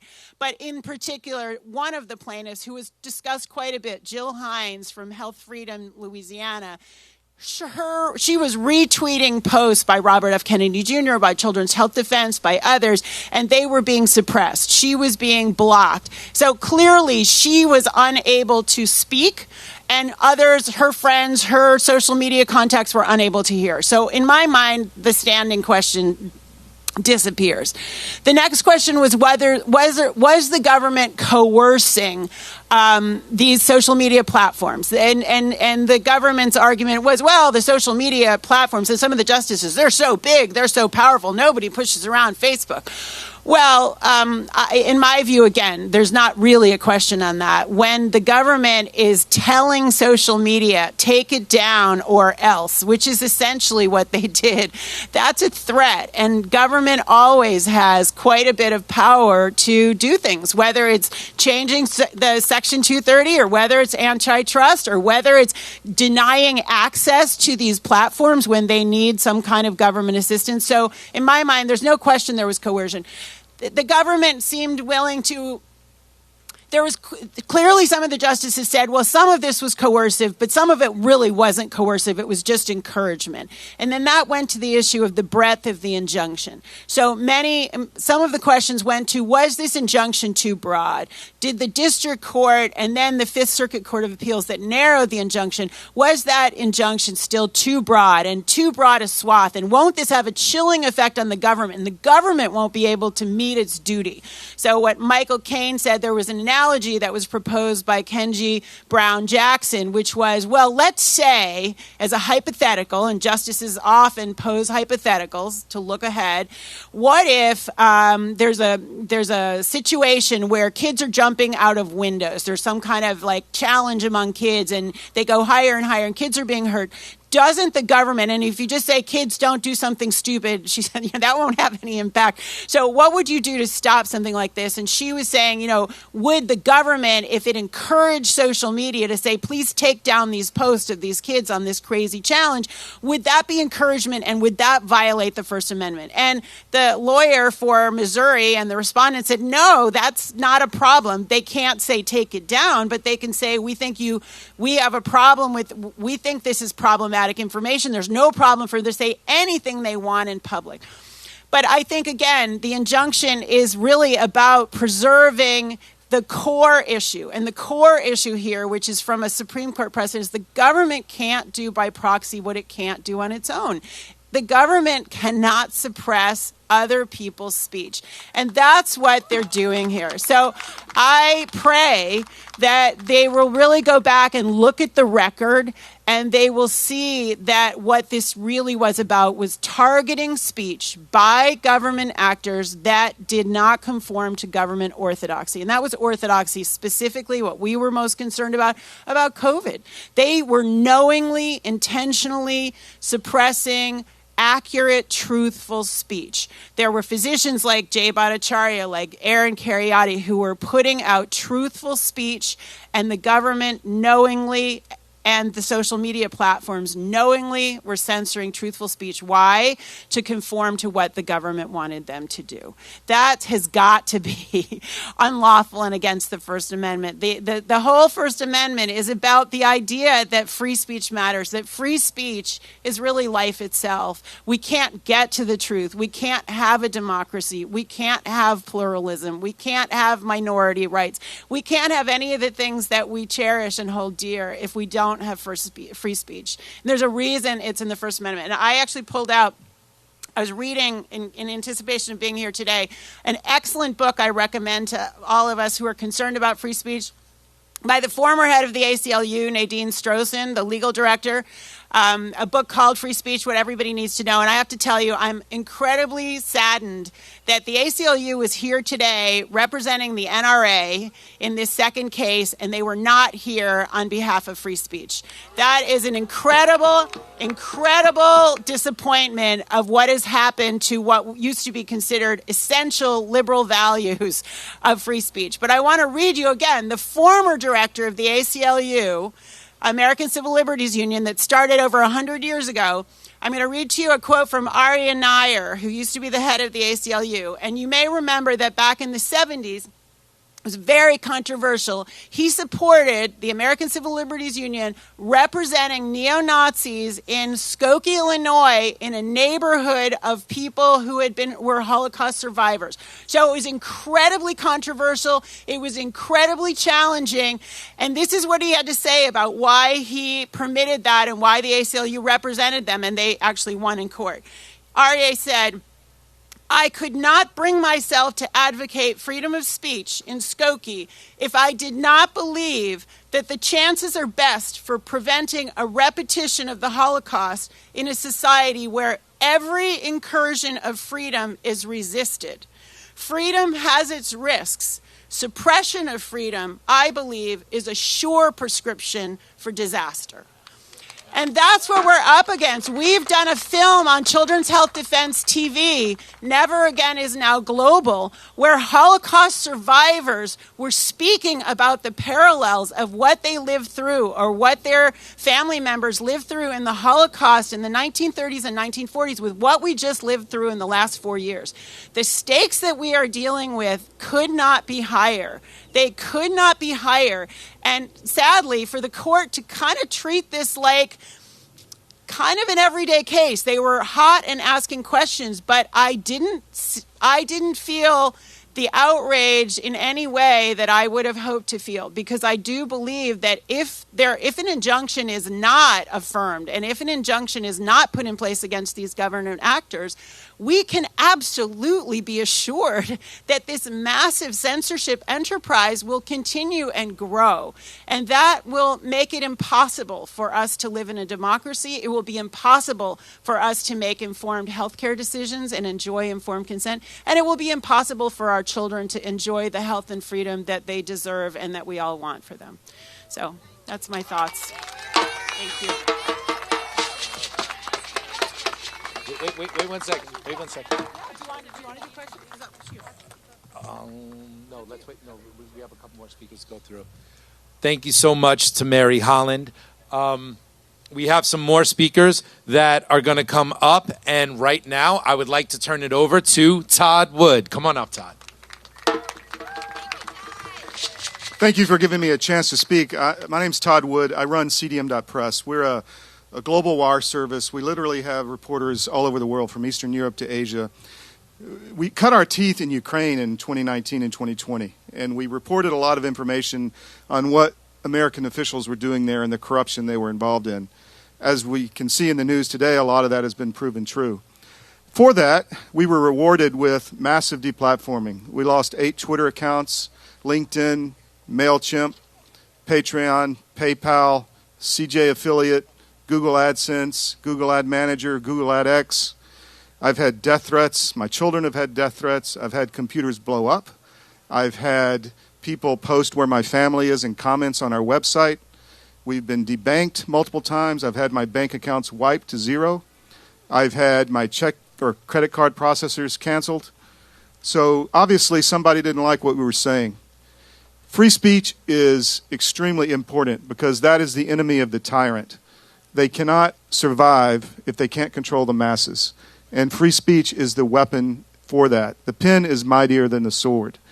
And we have a paper in Greenwich, Connecticut. It's actually all over Connecticut. It's called the Connecticut Sentinel. Starts with a C, the old revolutionary spelling. And for our reporting, where we called one of the town officials a globalist, he reported us to the police in secret and tried to have us arrested. This is a sitting official in Greenwich, Connecticut. And now they're forming a task force so that people in Greenwich, if they don't like what their neighbors or their friends are saying, they can report them to the police in secret. So it's got to end. And it's got to end today, and it's got to end now. It's got to end and begin this process of ending it in our communities, in our churches, in our schools, everywhere. You have to get out there and stop and be involved. If you're not involved, you're wrong. Luckily, we've survived. We've thrived. We're now syndicated across many different media platforms. We have millions of people watch our videos every week. And so we're growing, and I'm happy for that.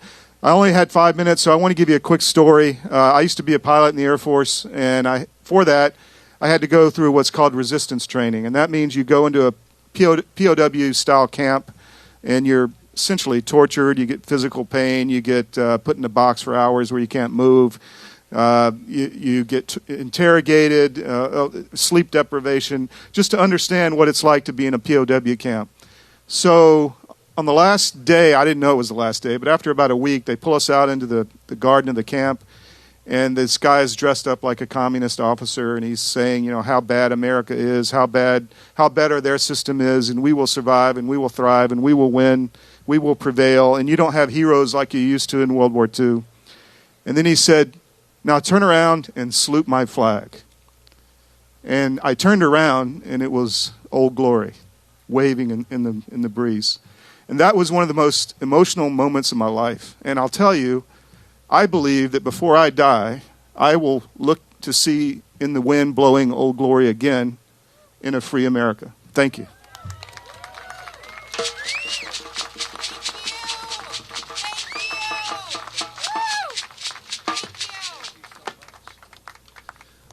Okay, so we have a few more speakers lined up. But I don't see him. I don't see him right now. Is Mary still here? Is Mary Holland here?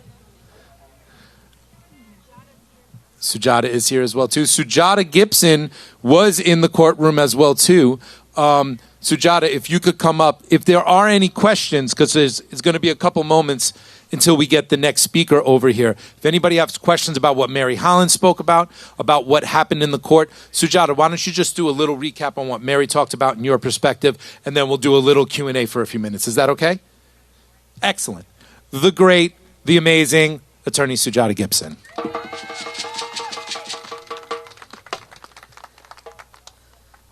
So I spoke this morning about how there is no liberty, there is no democracy if you don't have freedom of speech. And Mary Holland echoed those sentiments in closing after talking about what she witnessed in the court. I, too, was concerned with the dialogue inside that courtroom. Now, courtrooms are generally places where, you can get very dry and very in the weeds. But I really didn't hear the urgency of this vital issue.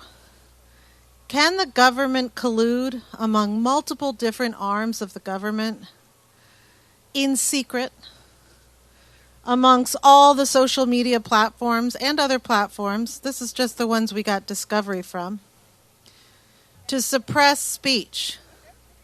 And what really struck me in this courtroom is that everyone started to try to make this distinction between coercion and persuasion, and they take isolated communications out of context and say, is this, black letter coercion or persuasion? Well, the line is not that bright.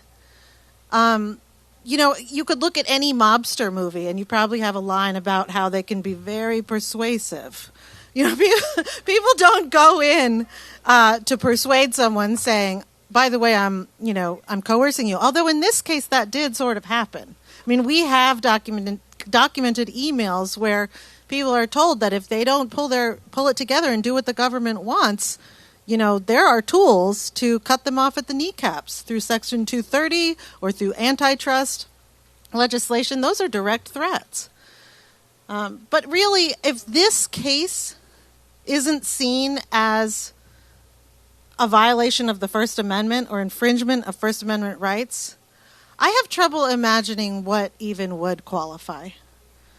Do we have to prove for each individual that's ever been suppressed? If the government goes out and says, I'm going to suppress all of this speech, no one can talk again about my political opponent without being censored? Do we then have to say, well, they said Sujata Gibson can't talk about your political opponent? They never said Sujata Gibson can't. They just said anybody who does should be censored. So we don't really know if it was you, Sujata Gibson, that you were targeting, or whether when your tweet in support of this presidential candidate that's my opponent was censored, whether it was really because you, the government told them not to target you. I mean, this is absurd line drawing. What we know is that these viewpoints were abhorred by the U.S. government. And the U.S. government said, we don't like these viewpoints. And even if the things that people are saying are true, we need to take that down. And then people's speech and content was taken down accordingly. I think that this is clear cut, that we desperately need intervention here. And I'm really hoping that beyond all the questions and beyond the, struggling with these compelling interests of various actors, that each one of these Supreme Court justices can remember that their job is to uphold the Constitution and to make sure that the law is followed, no matter what political ideology might be driving speech. So I think that we have our next speakers. Thank you.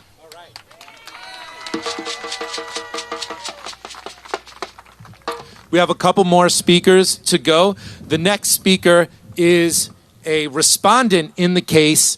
He's been following this case very closely because he's one of the plaintiffs involved in it.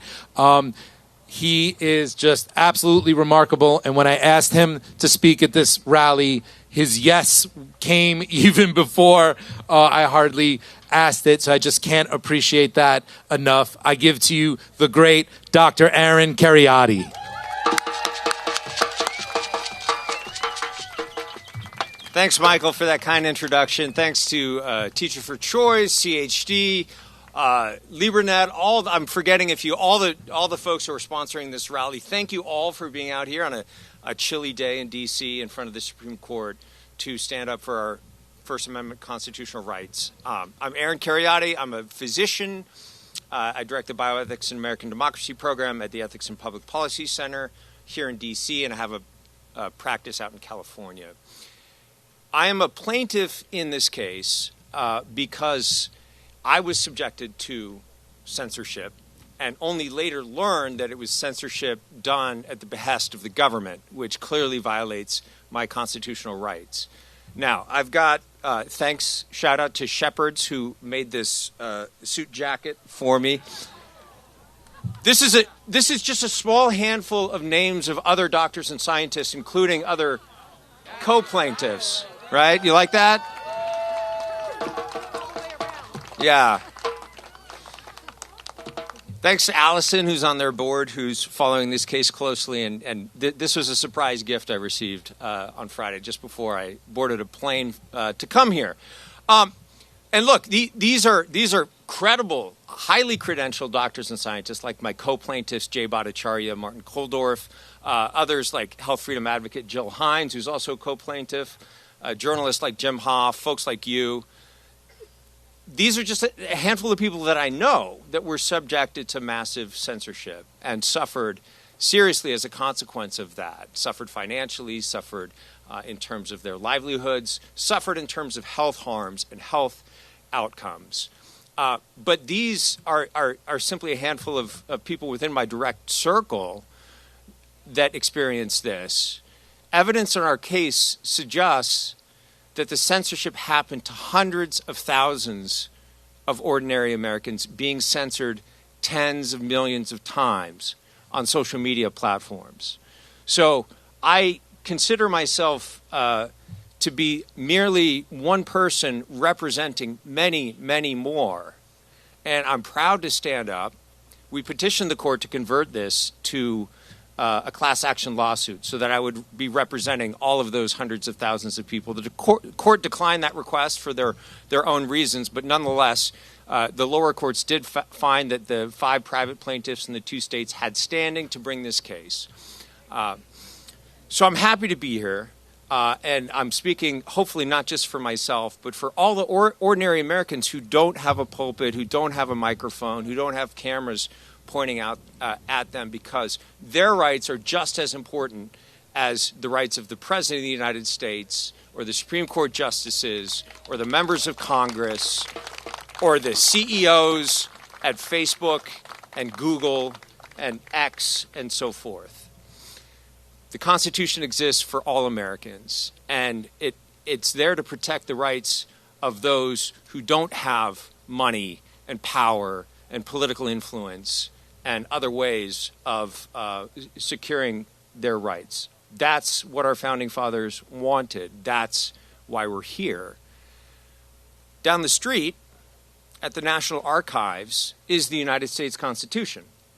And, of course, the amendments to the Constitution, including the first 10, the Bill of Rights, including what I would argue are the most important rights enumerated in the Constitution, which are those enumerated in the First Amendment, protecting the free exercise of religion, the freedom of speech, the freedom of the press, and the freedom to associate. All 4 of those freedoms were shut down by the federal government during lockdowns, during the COVID crisis, oftentimes without the constitutional authority to do that.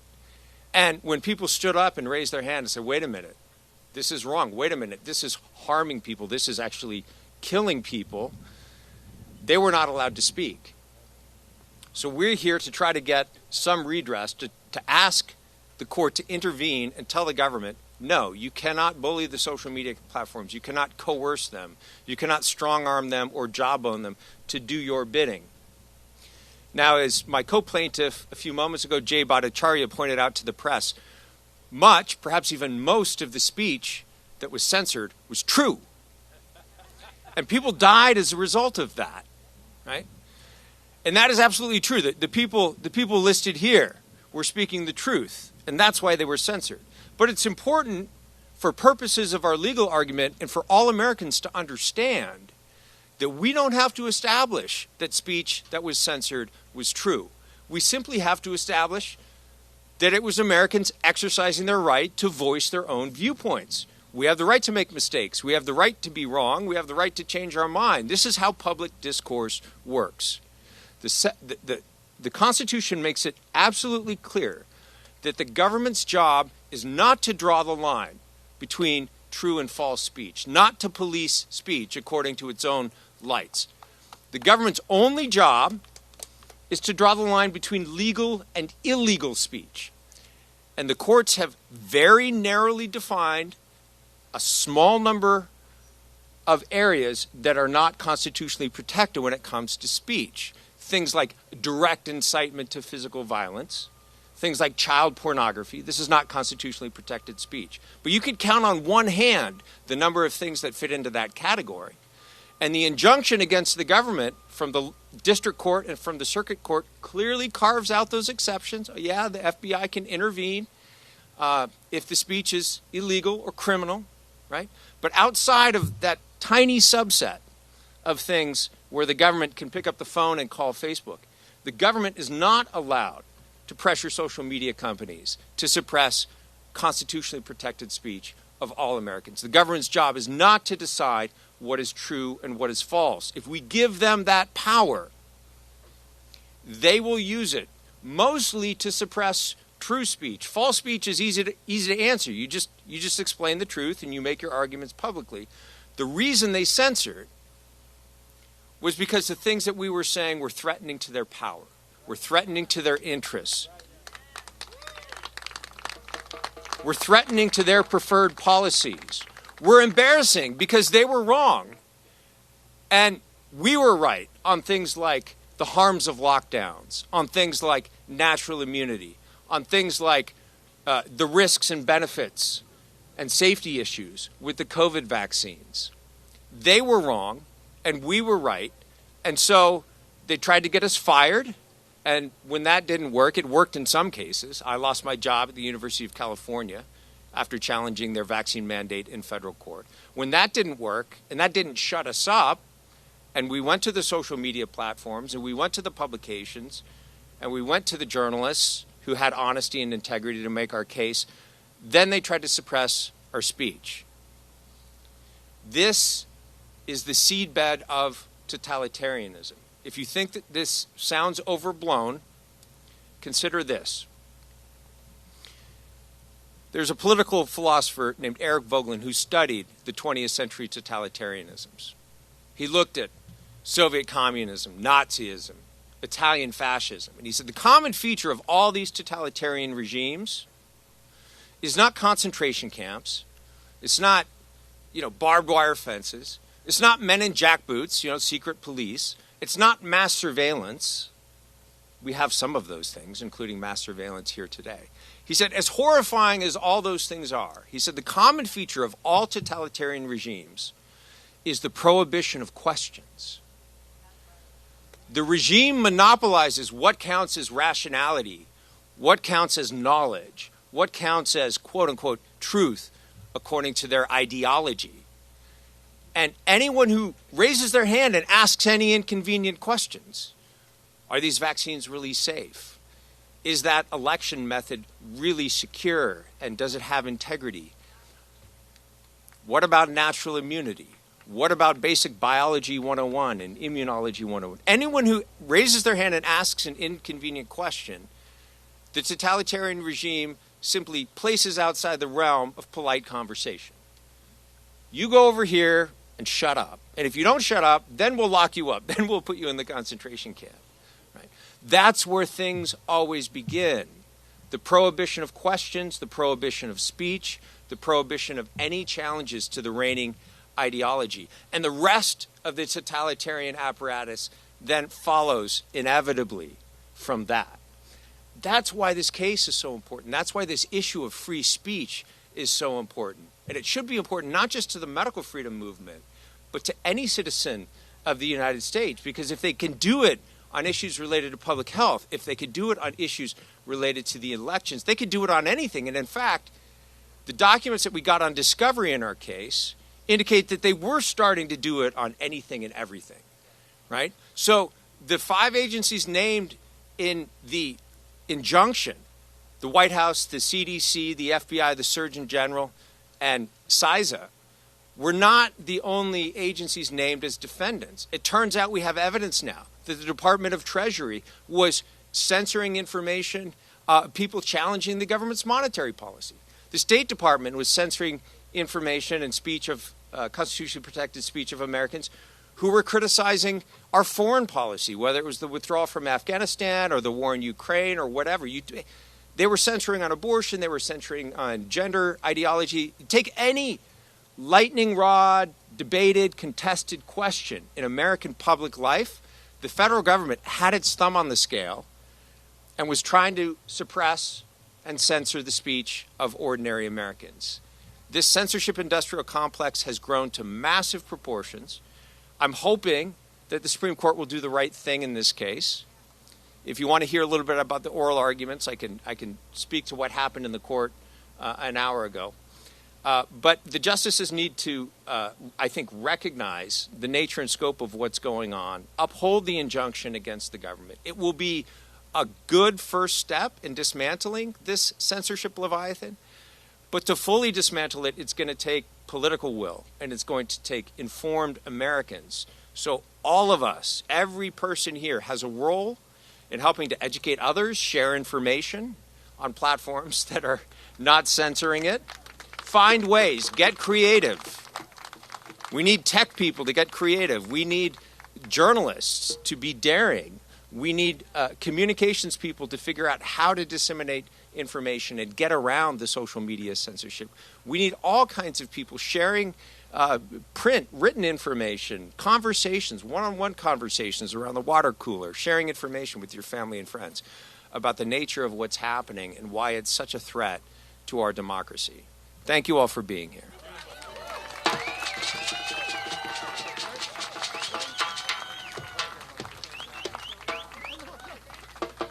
So today was fantastic. We have 2 more speakers.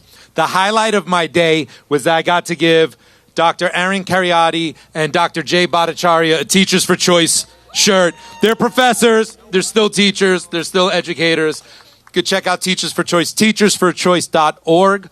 We're on Substack too. Anyway, end of the plug. So 1 or 2 more speakers. Someone has a late train. Hopefully he shows up. But the speaker that I want to bring up now is also a respondent in the case, has come a long way on this, was in the courtroom the whole day today, and was a reporter with Gateway Pundit. We're going to have him come on up now. I give to you Jim Hoft.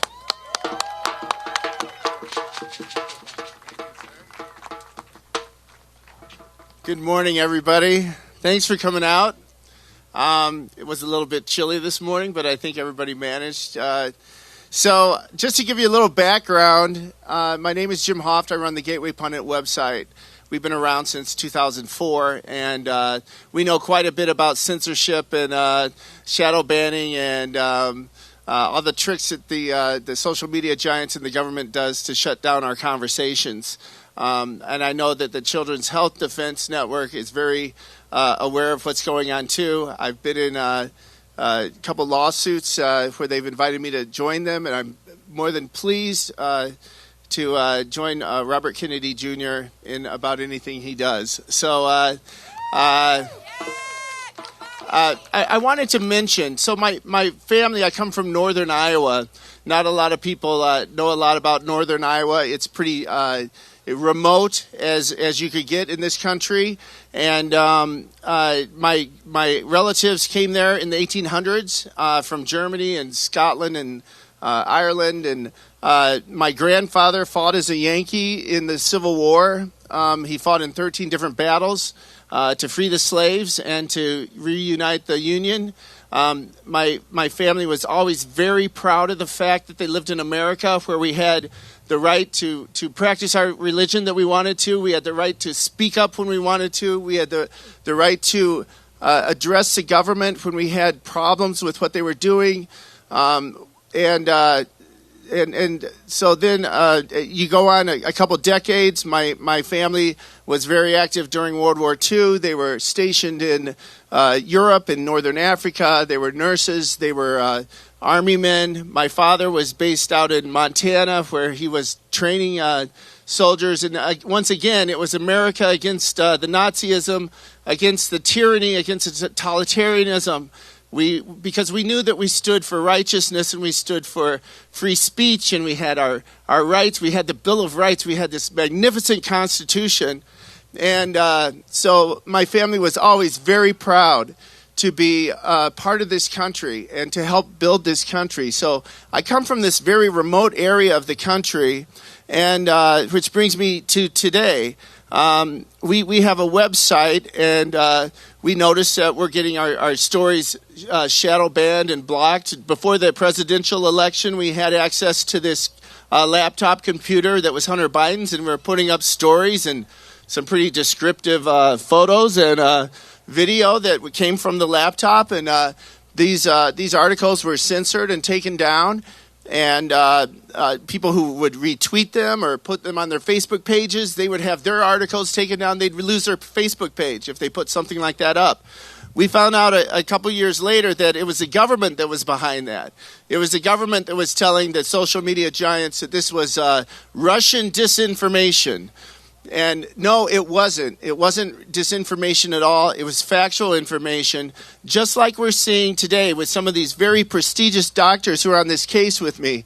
I hope that you get a chance to look at their backgrounds. Dr. Aaron Cariotti, who is here, such a man of integrity. Dr. Jay Bhattacharya, who challenged the COVID narrative, just like the Children's Health Defense Network did. And he was right. They were always right with their opinions, with their stories. And what happened was the government came and would ban these articles. They would ban them. They would censor them. They'd put your account on suspension. And we know now that the government was involved in that. It wasn't just the social media giants. So today we're inside the court, and we got it all the way to the Supreme Court now. And I think it's important, though, because this is what's happening here in America. This is going to be the direction America goes. The court's going to decide if we're going to have free speech still in America, if we're going to have our freedoms. We're going to go one direction. Or the court's going to decide that, no, we're going to change things in America for the next few generations, and we're going to go in a different direction, and the government's going to control the speech. The government's going to control the thoughts that you have. We actually found in discovery in this case that they're actually using a term, cognitive infrastructure. They're calling it the cognitive infrastructure, and they need to control that. Think of how Orwellian that is. They're actually using a term like that to describe that they have the right then to control what we think as human beings. That is so un-American. And I hope the court decides in our favor, because this is going to decide who we are as a country. Are we going to be a totalitarian state where the government gets to tell us what to do, what to say, what to think? Or are we going to have a free society like we've had before, and what we're used to? So God willing, this will turn out the way that we expect it should. We all know that it should turn out this way. It's not really a hard decision, I don't think. But we hope that they have the courage to do the right thing, just like these brave doctors did who are with me, and Jill Hines, who stood up from Louisiana. I can't say enough about these doctors. And Jill, they had such distinguished careers. One of them was on the Harvard, and he's in all these national platforms. He lost his job from Harvard for speaking out against COVID. That isn't right, because his opinions were actually absolutely correct, as many of you know. So my heart goes out to these guys, and I just have so much respect for them. And God willing, we'll keep America the way it's meant to be. We'll keep our Constitution, and we'll keep our free speech. Thank you very much.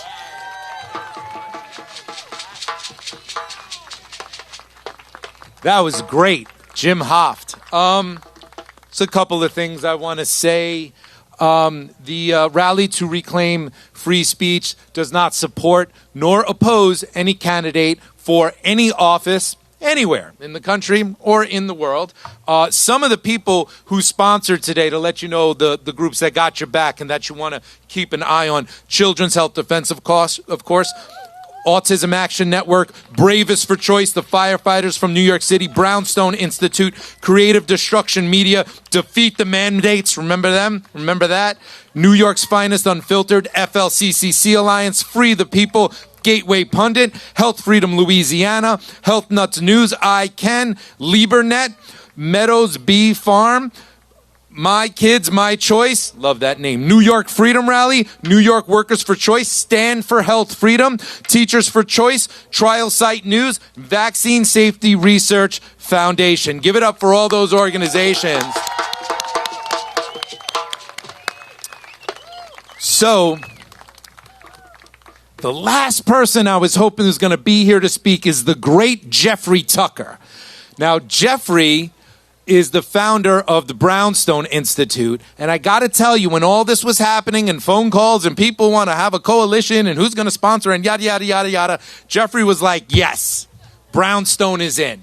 And, you know, when you're trying to do something like this, it's so important that people buy in. It's so important that somebody says yes. I mean, I say yes. What does that mean? It doesn't mean anything. You need somebody who could really green light this, right? So I just loved, I don't know if you've seen, he wears a cape often. He looks like a superhero, you know? And he is a free speech absolutist and a brilliant, brilliant economist. He took the train here to D.C. today, and he's many hours late. Many, many hours late. Any update on our friend Jeffrey? He's walking. All right, so look, so you guys are amazing. I mean, troopers. Just from the cold to the sunshine. Aren't you glad you didn't leave, right? This was a good one. This was a good day to be here and to call for free speech and to be with everything that happened here today. So what we'll do, because I love Jeffrey so much, the spirit drummers are going to jam it out a little bit. Give it up for the spirit drummers. They've just been amazing all day. You just can't rally without the spirit drummers. Seriously. I try to get them everywhere I go now, like almost like theme music to follow, whatever we're doing, because it just makes the vibe right. It just brings the warmth. It just brings all of that proper energy out. So we're going to let the spirit drummers go for a little bit. I'm going to stick around for a little bit. We're going to see if Jeffrey Tucker shows up. I love Jeffrey. He's trying to get here. He's walking lost in D.C., but he'll get here. So that's about the best we could do right now. Pray for Jeffrey to get here. Pray for Jeffrey to get here. And God bless everybody. Thank you so much. This has been a wonderful day. Get all updates at childrenshealthdefense.org. They will be following this case closely. Register to receive the Defender newsletter, which will give you all the updates on what's happening with this case. Spirit drummers, do it up.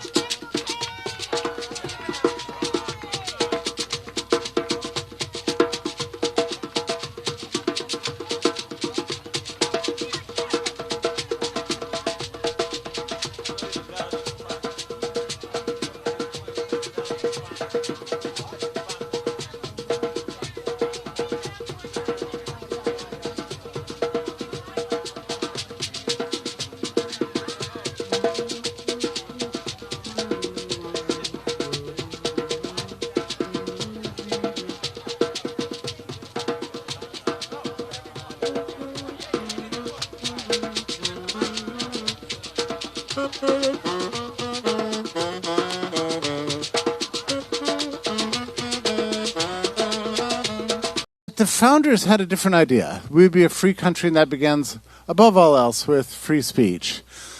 But very quickly after that, well, let me just back up slightly. You do understand what's going on here, right? I mean, there's certain parties, certain people, certain institutions that aspire for full and totalitarian control of all of our information sources, right? I mean, that's the issue. It doesn't stop with what we've seen, what's been revealed over the last 4 years. It doesn't stop with those thousands of pages that we have in the plaintiff's briefs. it really does pervade everything, and it's an all-inclusive ambition.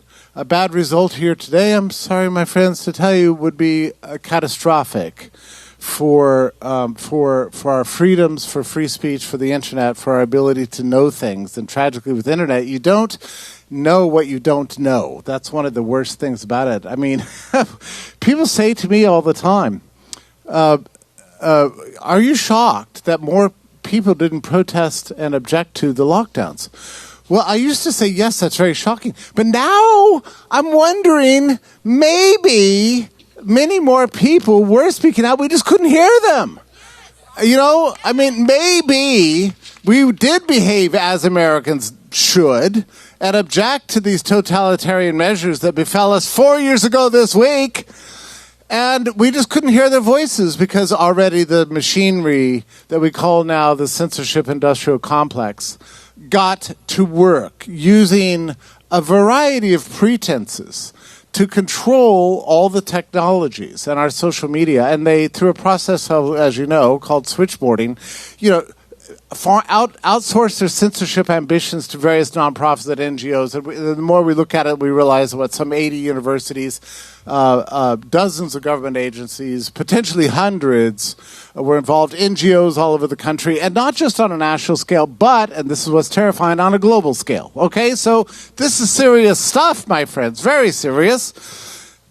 But to go backwards in time, the Bill of Rights, oddly, I'm sorry to say, didn't actually contain the government ambitions for censorship. By 1798, we had the Sedition Acts.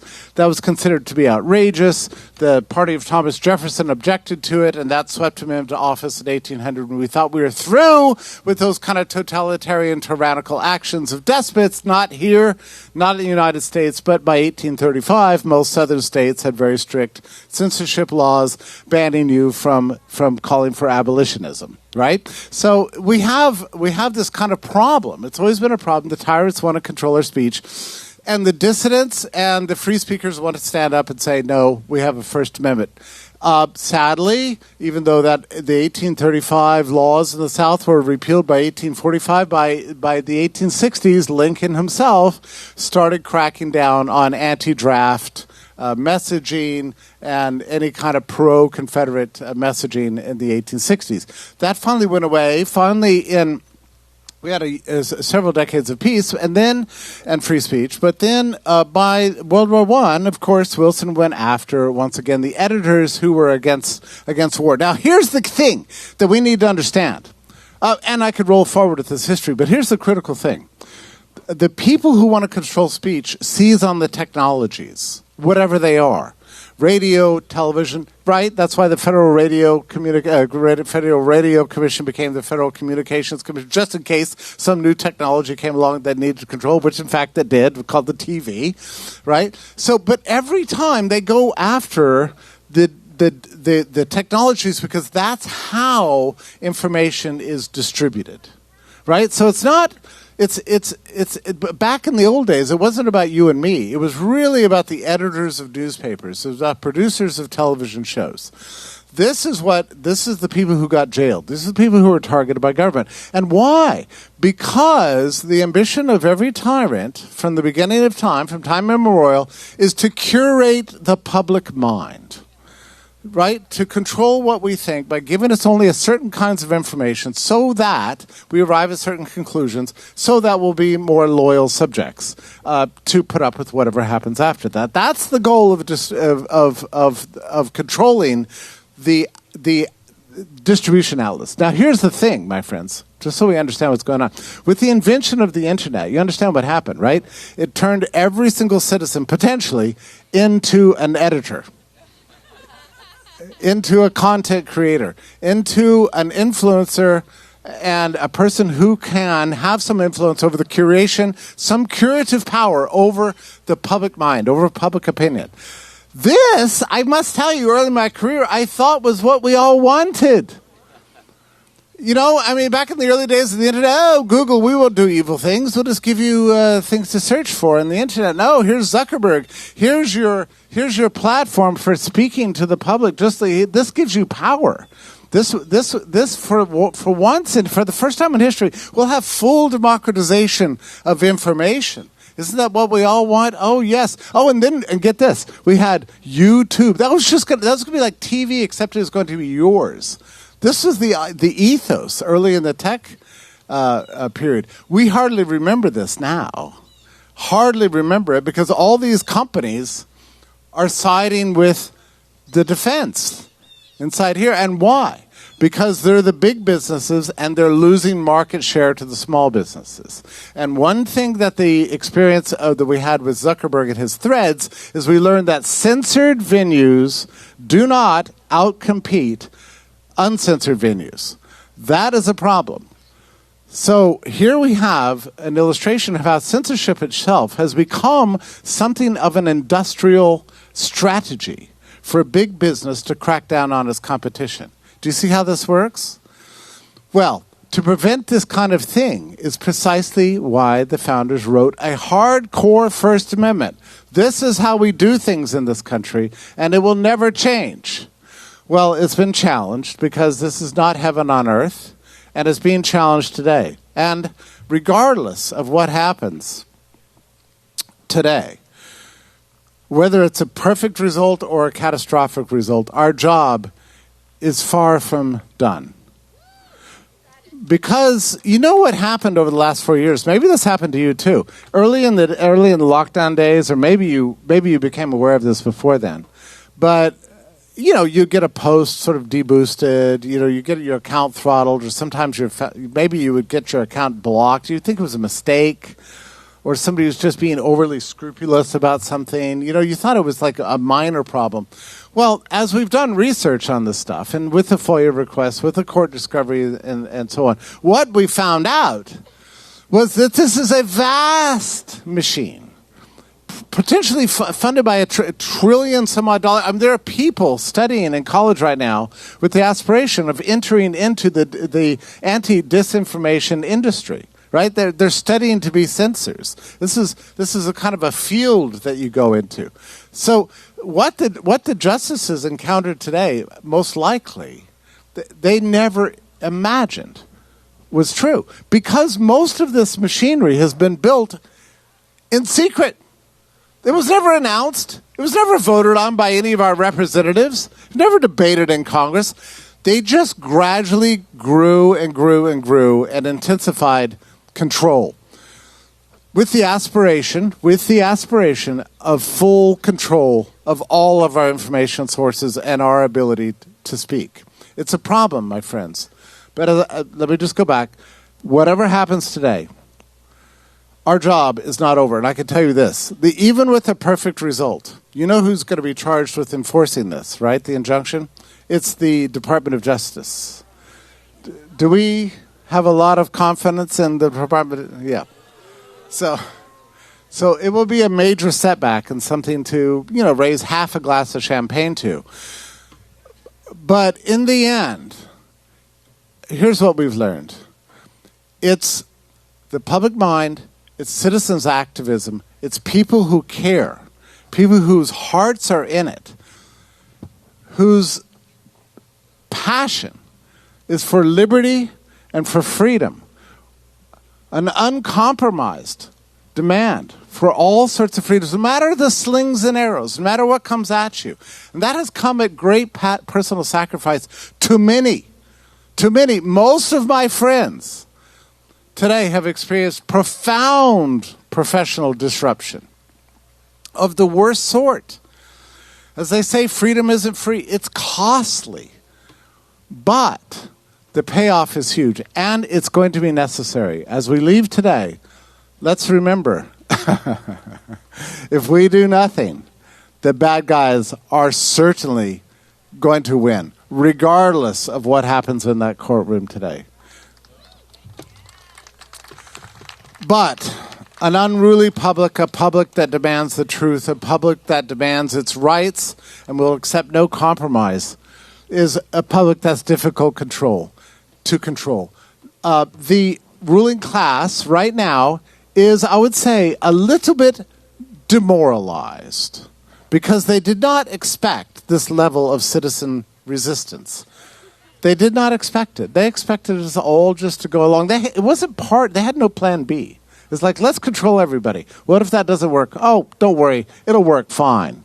We'll just be in constant lockdown forever, and then Bill Gates will run the world and sell his potions to everybody. But that seemed to be the plan. Well, that didn't seem to work out too well, did it? Well, I'm telling you, my friends, we have to keep this up. God bless the attorneys, the plaintiffs who took on so much pain to follow this through, and the researchers. There are so many. Some of their names you don't know. Some of their names they will not give out. I can tell you that for sure.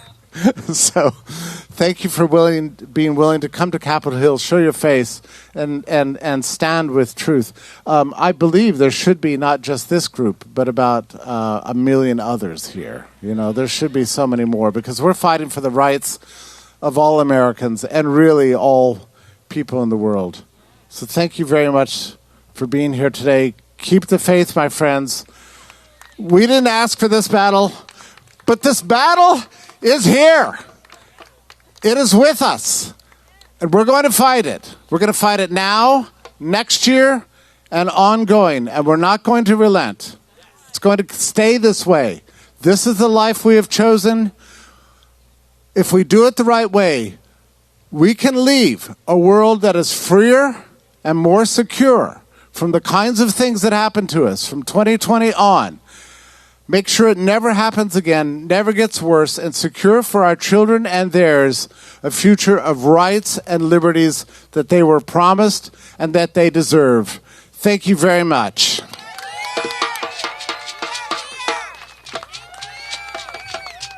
And lastly, to close us out, one more time, the great Tricia Lindsay. All right, everyone. I don't want everyone leaving here. I know what Mary said in the reports coming out of the court. It seems like we're not sure exactly what's going to happen. And so I just feel led to rally us and to give us some encouragement as we leave here and go back home. Okay? And we have to understand that those who plant injustice will harvest disaster, and their reign of terror will come to an end.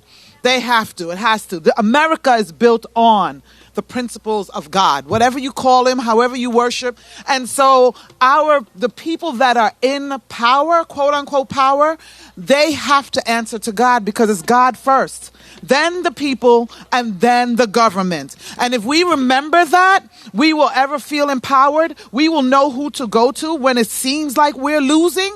We will know what to hold on to. And we have to have that as a reinforcement. We actually have to have that as the first and foremost line of defense, because everything else is subject to that. And I know that their reign of terror will come to an end, because Scripture says it.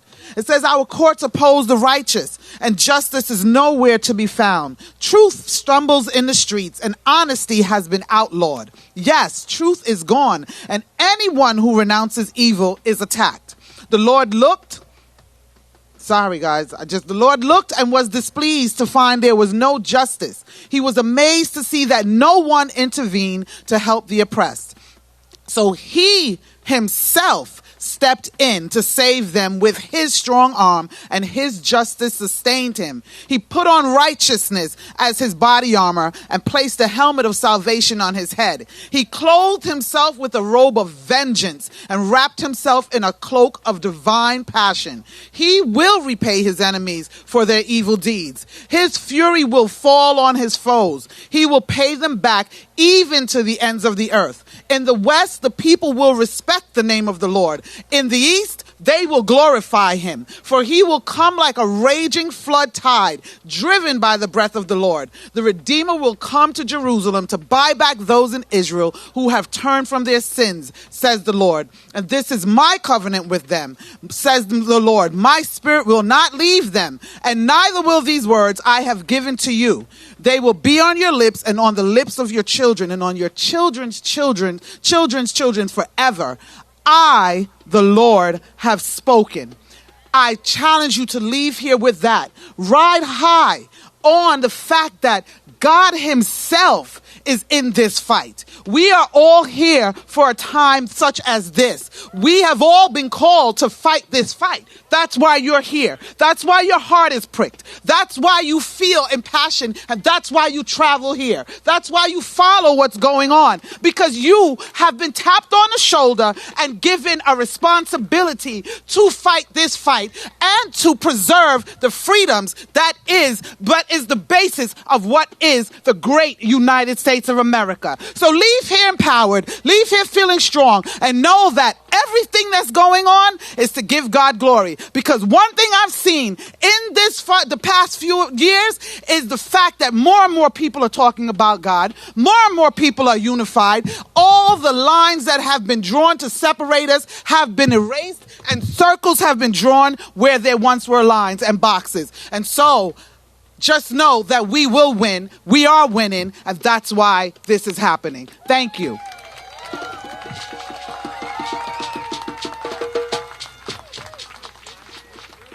What is this? 120, 9, 10, 11, 12, 4.5 hours or something like that? Wow, congratulations, everybody. Thank you so much. I'm not kidding this time. This is the end. Thank you so much. But we continue on. Spirit drummers, take us out. Do it. Do what you do.